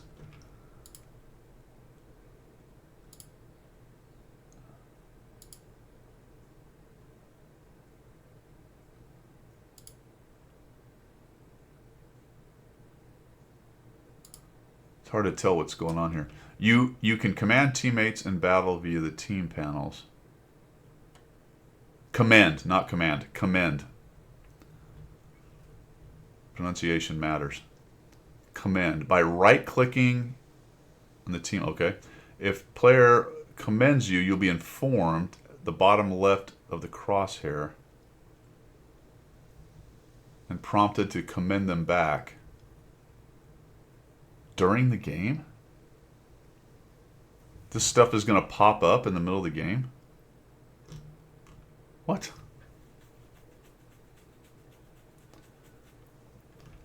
So is that a good way to irritate people while you're playing?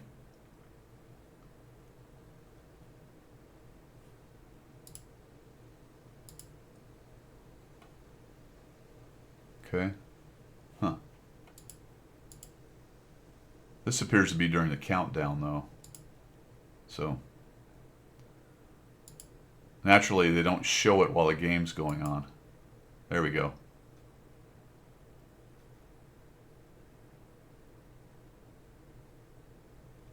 So you get a command and then some shit shows up on your screen in the middle of battle. That's great. No thank you. Why would you do it during the battle? Why would you... Oh my gosh. Good God, why would you set that up? Is that what it says? If player commends you...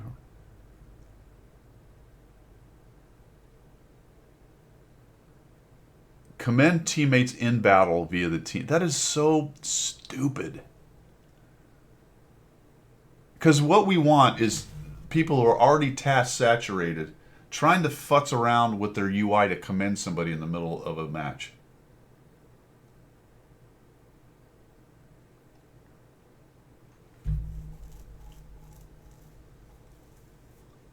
Right, Jimmy?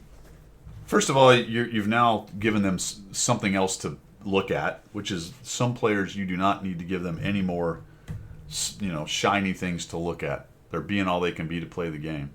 Why not just put it at the end? I don't understand this. This is so dumb. Especially if more crap starts showing up. Oh, you've been commended. Oh, well, I better commend him back. That's a very nice guy. Let me commend him. Okay.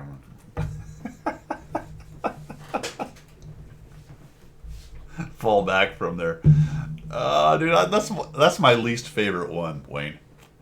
Of all the commands, fall back from there, I think, is my least favorite one. Especially when you're surrounded by 3 tanks and there's no way to get away, and it's the TD player way in the back. Fall back from there. Like, bro, there's nothing I can do. How about you help me out? Oh, dude. All right, so that's what's going on there with 1281. Let's check out all the other stuff we have going on. Trade-ins we talked about. The free XP we talked about. Frontline is going to start on April 28th and go to the 4th. I Am Died. Neon Dash. Here is the thing about maps I was kind of thinking about. The thing about maps I was trying to think about.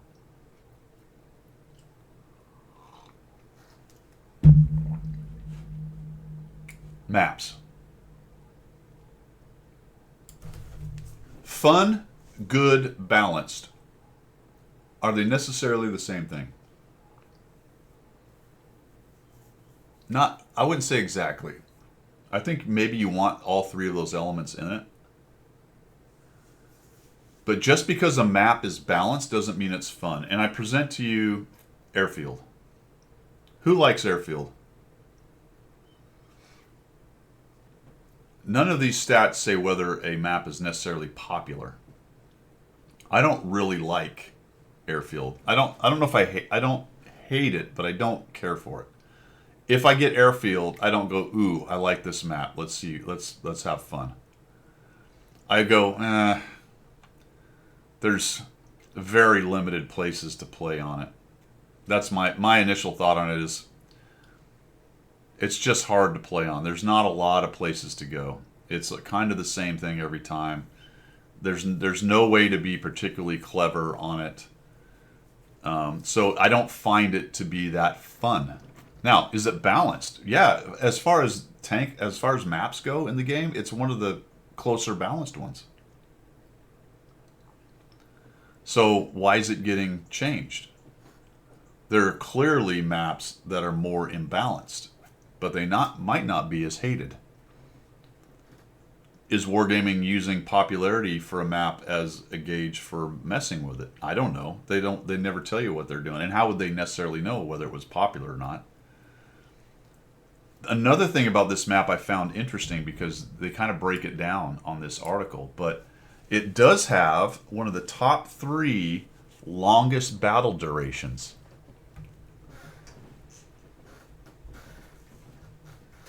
Is that, do we go to the conspiracy theory of they want to make people play battles as much as possible? And because that one takes too long, they want to do something to make it not take so long? Is that a conspiracy too far? Is that part of it? Is that the main part? Is it a part of it? Is it not a part of it? I don't know. I think it's kind of interesting that the airfield is not one of the more imbalanced tanks. There are imbalanced maps. There are horribly imbalanced maps in this game. Horribly imbalanced. Let's find some. It doesn't take much. All you got to do is look for things like this. Mountain Pass, 46 to 52. Been messed with several times. Still sucks. It's horrible. South wind rate, 6% more. What? 6.5% more. Ensk is pretty good, and they're messing with it. And these are EU stats and I think standard.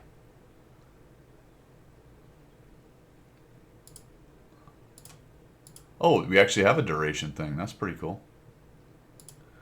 What's another one that probably could use some help? We got Mountain Pass. We got Himmelsdorf is pretty bad. Certainly worse than Airfield. Empire's Border, 52 to 46 for the south win rate. Terrible. Here's another one. Overlord, 52 to 46. The north has a 6% less chance to win. But let's not mess with that. That's fine. It's fine. Oyster Bay is worse. It's around 6%. Terrible.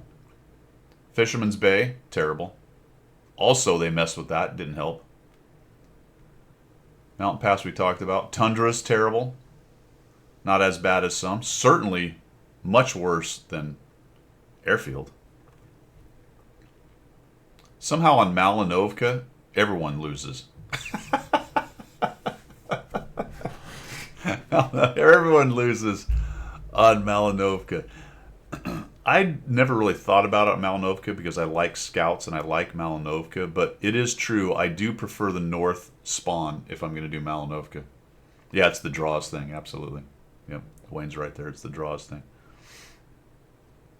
Now, why do we have 2 Malinovkas? Oh, Muravanka. That's because I can't read. We don't have 2 Malinovkas. We have a Muravanka. Anyway, that's my point. That's my point. Mannerheim Line has a number of draws too. Both of them are under 50%. So it's strange to me, you know, or not strange maybe, the things they pick to pay attention to. I think they have, and then if you look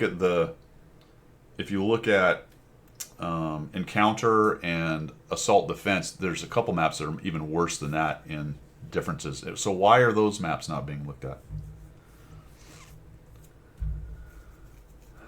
Mannerheim is really balanced.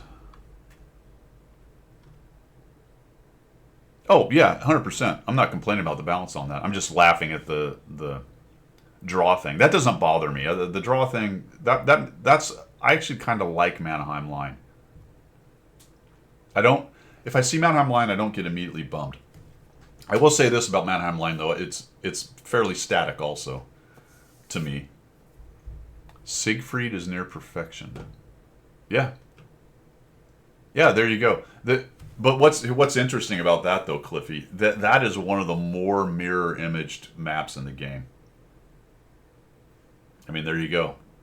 Yes, the city is slightly different, and the two sides have some different things, and the sniper positions back behind it. But as a general rule, each position is countered by another relatively equally strong position. So Siegfried Line is very much kind of that mirror image thing going on. Kind of Pilsen-like as well. Pilsen's very close. Same idea with Pilsen. It's kind of mirror imaged as well. And that's really what you got to do, I think, to have. That's why I think you get these goofy ones like Mountain Pass, that although they sort of tried to design it with the same types of positions on each side, because of it is asymmetric in several places. There's just some advantages to being one side or the other that it is hard to overcome. I like Pilsen. Pilsen's a good map. I think Pilsen's a good map. Got some stuff for light tanks and mediums to do over here. The factories and stuff for heavies, there's multiple ways to change angles and locally for flanking and stuff. There's a bit of hold down face smashing for those who like that, but you can still, once things start to clear out, you can make some moves. Pilsen doesn't bother me. Doesn't bother me. But there you go. Those are my map thoughts. Map thoughts. Balanced, good, or balanced. What was the other one? Fun, good, and balanced. You know, can you only have two of the three? It's kind of like the fast, good, or cheap kind of idea. You pick two. You can't have all three, and you get the two, but the other one's bad. You know, I don't know.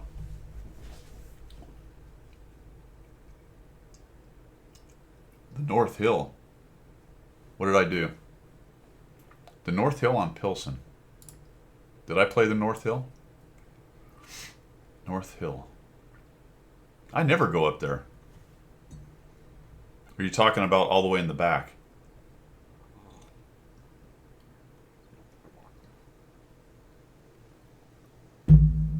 On Pilsen? North Hill? I never go up there, dude. You talking about that point right there? Oh. He's calling me out. What map are we talking about? Oh, you're talking about, I know what you're talking about. It's, what's it called? It's the other factory one. Yeah. Snevselsdorf.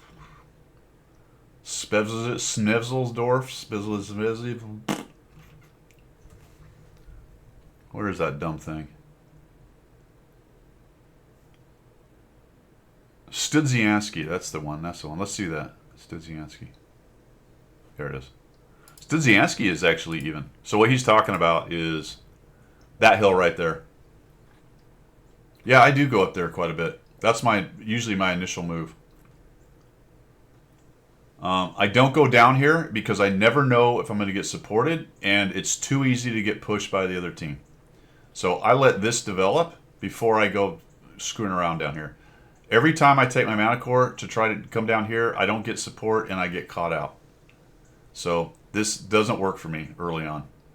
I'll go here, see if we can get some cheap damage on guys, kind of find out what they're doing up here, and then bail out. And then when I see what's developing here, I'm either going to come back and help the defenders defeat whatever's pushing, or come back in here and then start lighting up once I know what's down here.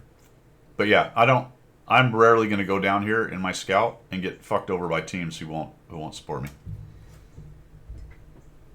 Yeah, I don't go to the middle. I die. That's useless. Because there's going to be another light tank doing the same stupid push. Yeah, you're right. I don't do that.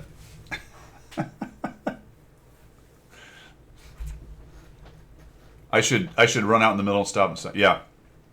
This is a high risk, medium reward move to me. There's no high reward to doing a middle run and trying to get in one of these bushes, because you can't get back out. There are some buildings here you can sort of move to, but it's dangerous because if the other guy comes in here and gets down in the pit with a couple mediums, you're effed. You're not getting away. Yeah, you're assuming you outspot them though. That it's just dangerous. There's no way. There's no way out here to. There's not. It's not no way. It's difficult to survive being out in this open spot early in the game because everybody knows the scouts are doing that. Yeah, I'm not doing that. I don't do that. I mean, I'm pretty aggressive in scouts, but that's a move I stopped doing. Yeah, except for the other Manties, right? Or the YOLO 13105 or whatever. Yeah, it's difficult to get away. I think what he's talking about, though, is arc-wise. I'm assuming he means like this, like arcing south towards the cover. And then if you have to, you can bail out into these buildings. Kind of like that. I guess like this, right? Is that what you're talking about? Oh, look at that. We can even do a little tactics talk while we're talking about. Yeah.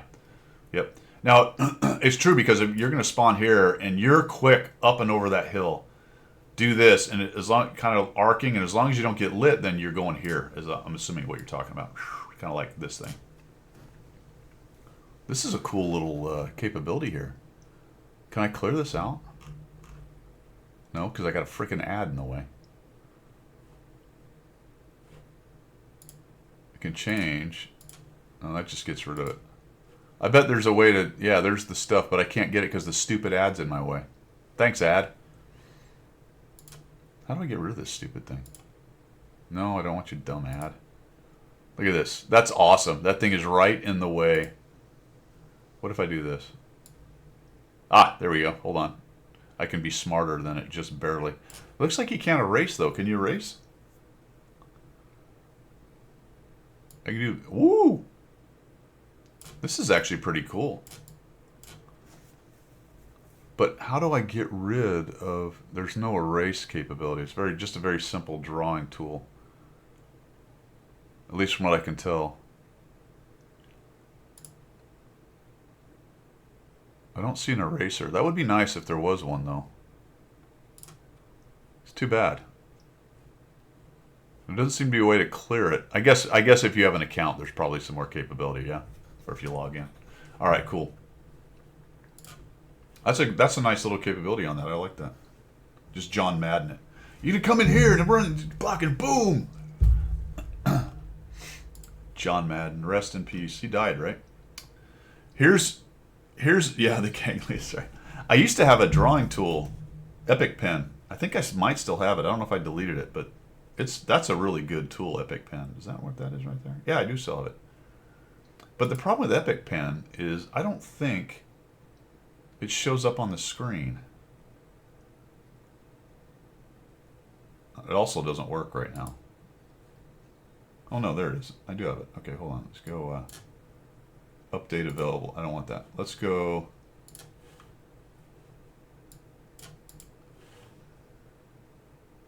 We're gonna do this real time, fellas. All right, we got the pencil.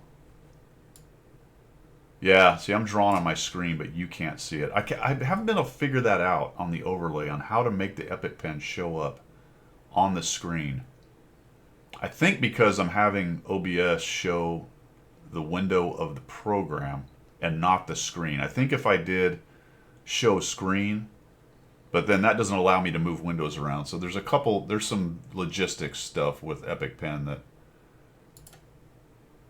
I haven't quite figured out. It's a pretty good program, though. But it does mess with me, because now I'm trying to get rid of it, and I can't. Like, how do you even shut it down? I don't know, because it's just, now it's just here. It's like, oh, hi.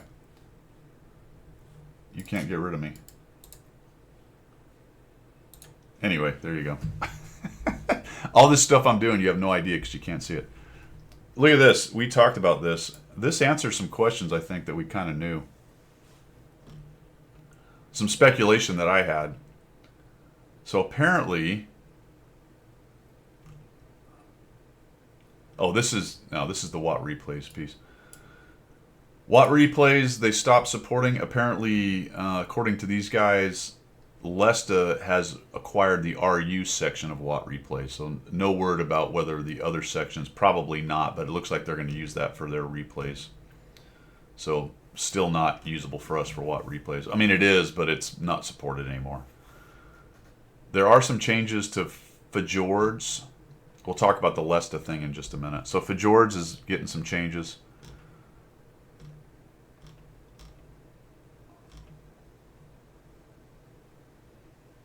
So they have really tamped down, it looks like, this kind of high area up here.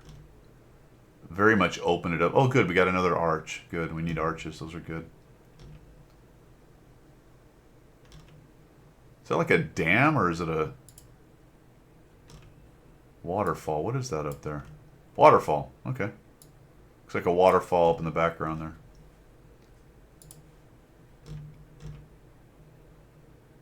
Yeah, look how much more open that is. Think that's the old way, and there's the new way. Although this is several different versions, I think, actually, because it said there were 2 versions they're working on.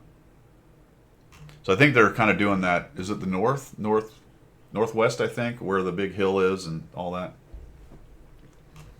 Yeah, yeah, exactly. Another place for my camera to hate. Oh, man. The Schwartal. Check this out, guys. It's a tier 10 heavy with a 700 alpha. Hey, more alpha, man. I'm just surprised it doesn't have a two-shot autoloader. Might as well. Maybe a 3rd barrel. But it's a 15 centimeter. So that's kind of the E100 gun. But is the E100 15 centimeter a 750 alpha? I think it is, right?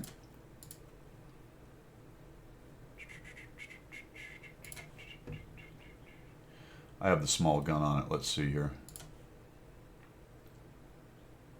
Yeah, 750 alpha for the German, for the E100 15 centimeter. This one's only 700. It's got an 18-second reload. 252 pen, 323 with heat. But it's got a pretty inaccurate gun at .44. Yes, maybe the Schwarzbier. The turret's only 280, which is good but not amazing. 180 on the hull, which is pretty decent if it's angled okay. Does 30, 13 backwards. So another great big alpha dealer. We have a SZDV-VZ50, which is a Czech tank destroyer. Relatively high alpha at 390. I guess you would call that medium alpha really for a tier 8 TD.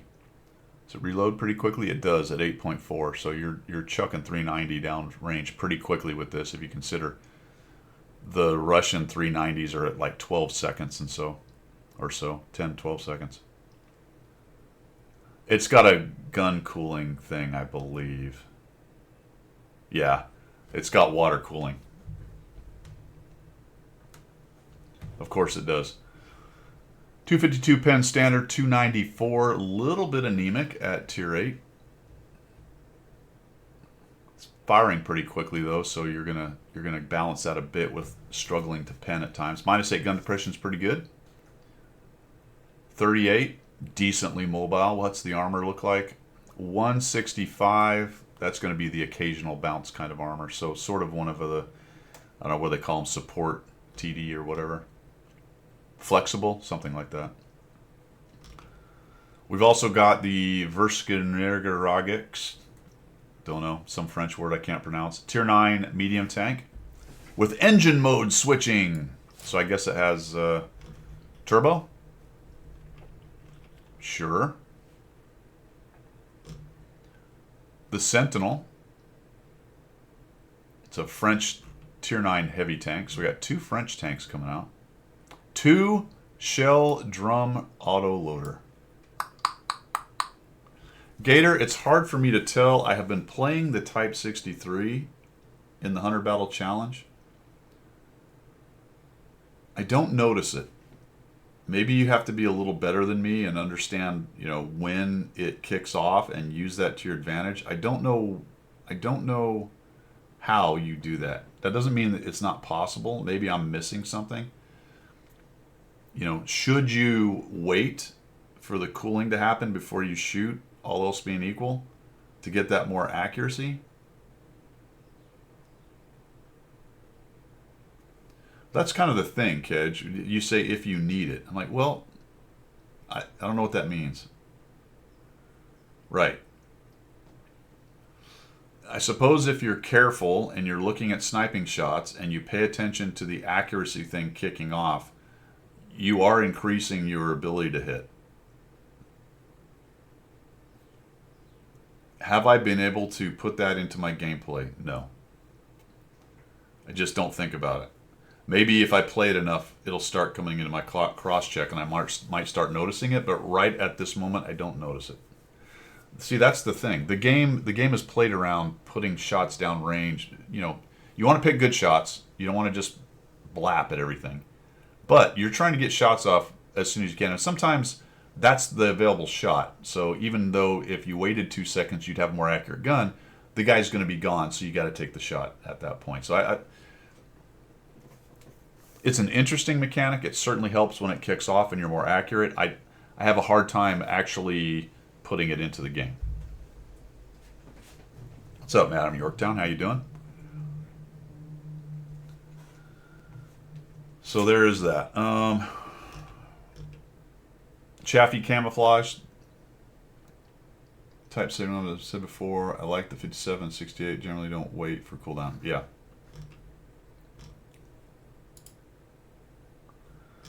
What else we got?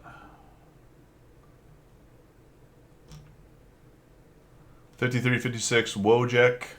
That's a tier 8 premium. The MBT is one that's they've been messing with this a lot. A lot of changes to it. It's got a 3-shell clip and a 6. This is the double tap gun that every time you shoot it puts 2 shells downrange. This one's going to be a nightmare to balance, I think. Based on how much they've changed it, it is a nightmare to balance. Even for super testers, which are not typically the best players out there. So, although it's in common test now, not super test, so a little bit more released to the masses in common test. We'll see what happens with this. This one's got me a little bit worried. Stinger, KPZ, yada yada. This is just a Type 57 with a 3D skin. Is it Type 57 or T57? T57, I believe. We got this crazy Chieftain AEV Scheme 7. Actually, this was the April Fool's joke. It had 1,000 damage. had a shovel on the front. This isn't actually that wild. What's funny about this? This is supposed to be a April Fool's tank, and it's actually not that far off.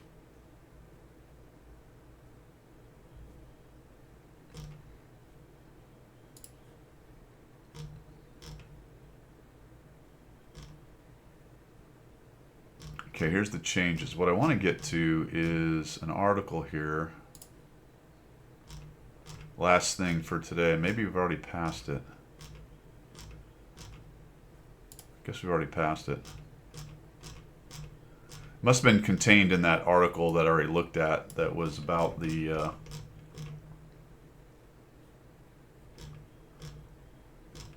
How did I pass? That's interesting. List of changes. There was an article in here that Here it is. I went right by it. All right.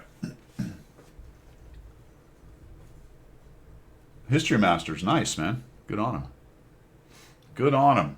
You know what? Yeah.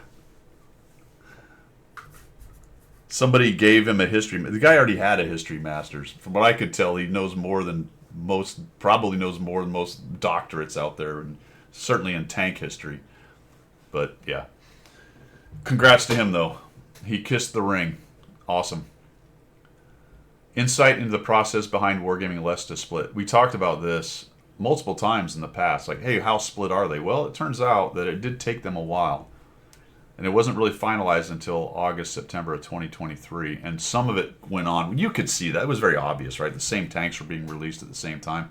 And it goes in here. I'm not going to read everything, but essentially it's what we thought. That there was a big backlog in the company on things they were developing. So naturally, they developed kind of the same things. And some of the stuff that was in process was probably finished and then pushed to both sides as part of the deal for the split. And then eventually, as they got to projects that were further back or new, then obviously they're just split. But they talk about some things that Ikibu talked about. You can read this article if you want. talks about moving people and all that stuff. Interesting, I guess World of Warships is more popular in EU and the US than it is in RU.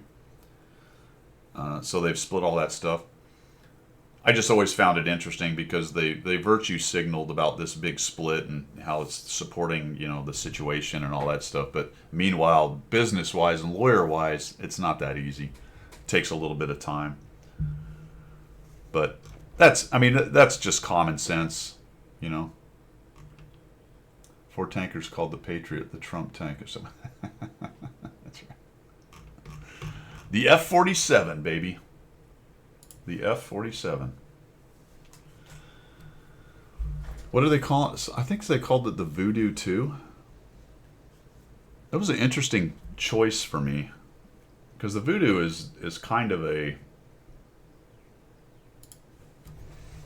The 101 Voodoo was not really a super successful model. It did get deployed. Like, I don't know how long it was actually used. F-101 Voodoo.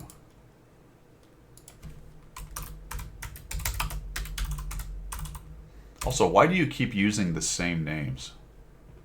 Come up with a new name.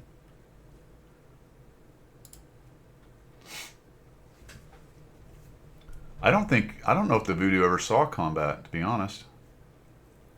It was an interceptor. Introduced in 50... Wow, okay, it flew for much longer than I thought. May of 57 introduction. First flight was 54, and it wasn't retired in the U.S. till 1972, so that was way more successful than I thought. Huh. There was a recce version. I bet it was probably the recce versions that lasted the longest. A lot of people flew it, though.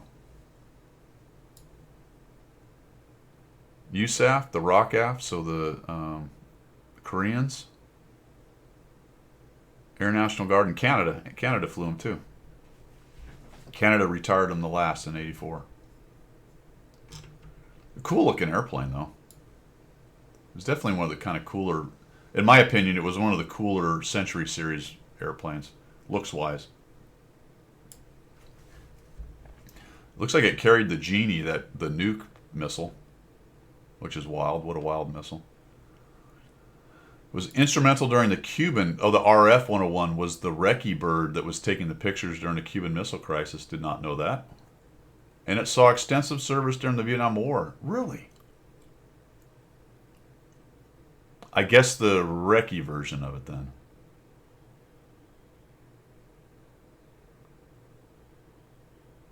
So its career as a fighter bomber was relatively brief, but the reconnaissance version served. There you go. So there's the proof.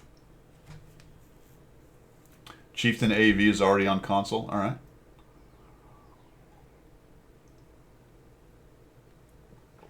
No, okay. I was just reading. You're right. I wasn't showing you guys, but here's this is what I'm looking at. I'm just looking at the Wikipedia. So the recce version's what lived on. I'm not even sure the fighter interceptor version even was in Korea at all. Might have been early on. I don't think it's got any kills. Changing roles into production.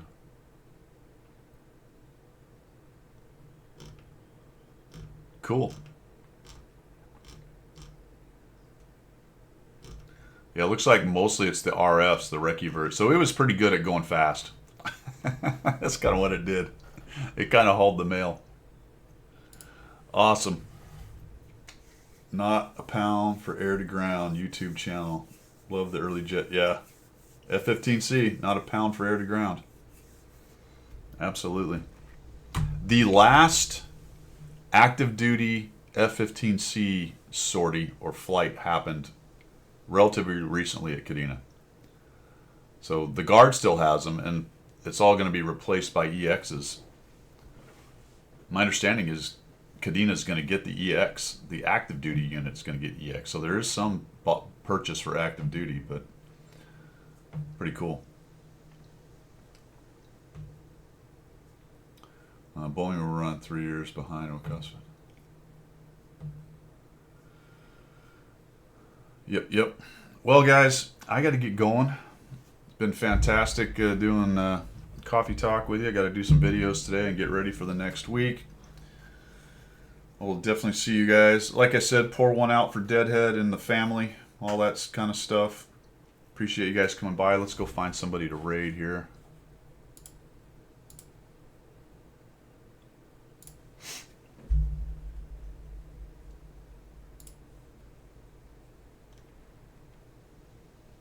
Moist Turtle. Wow. That's a name. How about Lino76? No idea. Mystery drops in the main channel. All right. Mr. Ed, how you doing? Welcome. We were just shutting down, my friend. Appreciate you coming by, though. 442, what's up, man? Let's see. Let's go raid. What was that name I just saw? Lino76. Let's go raid that fella.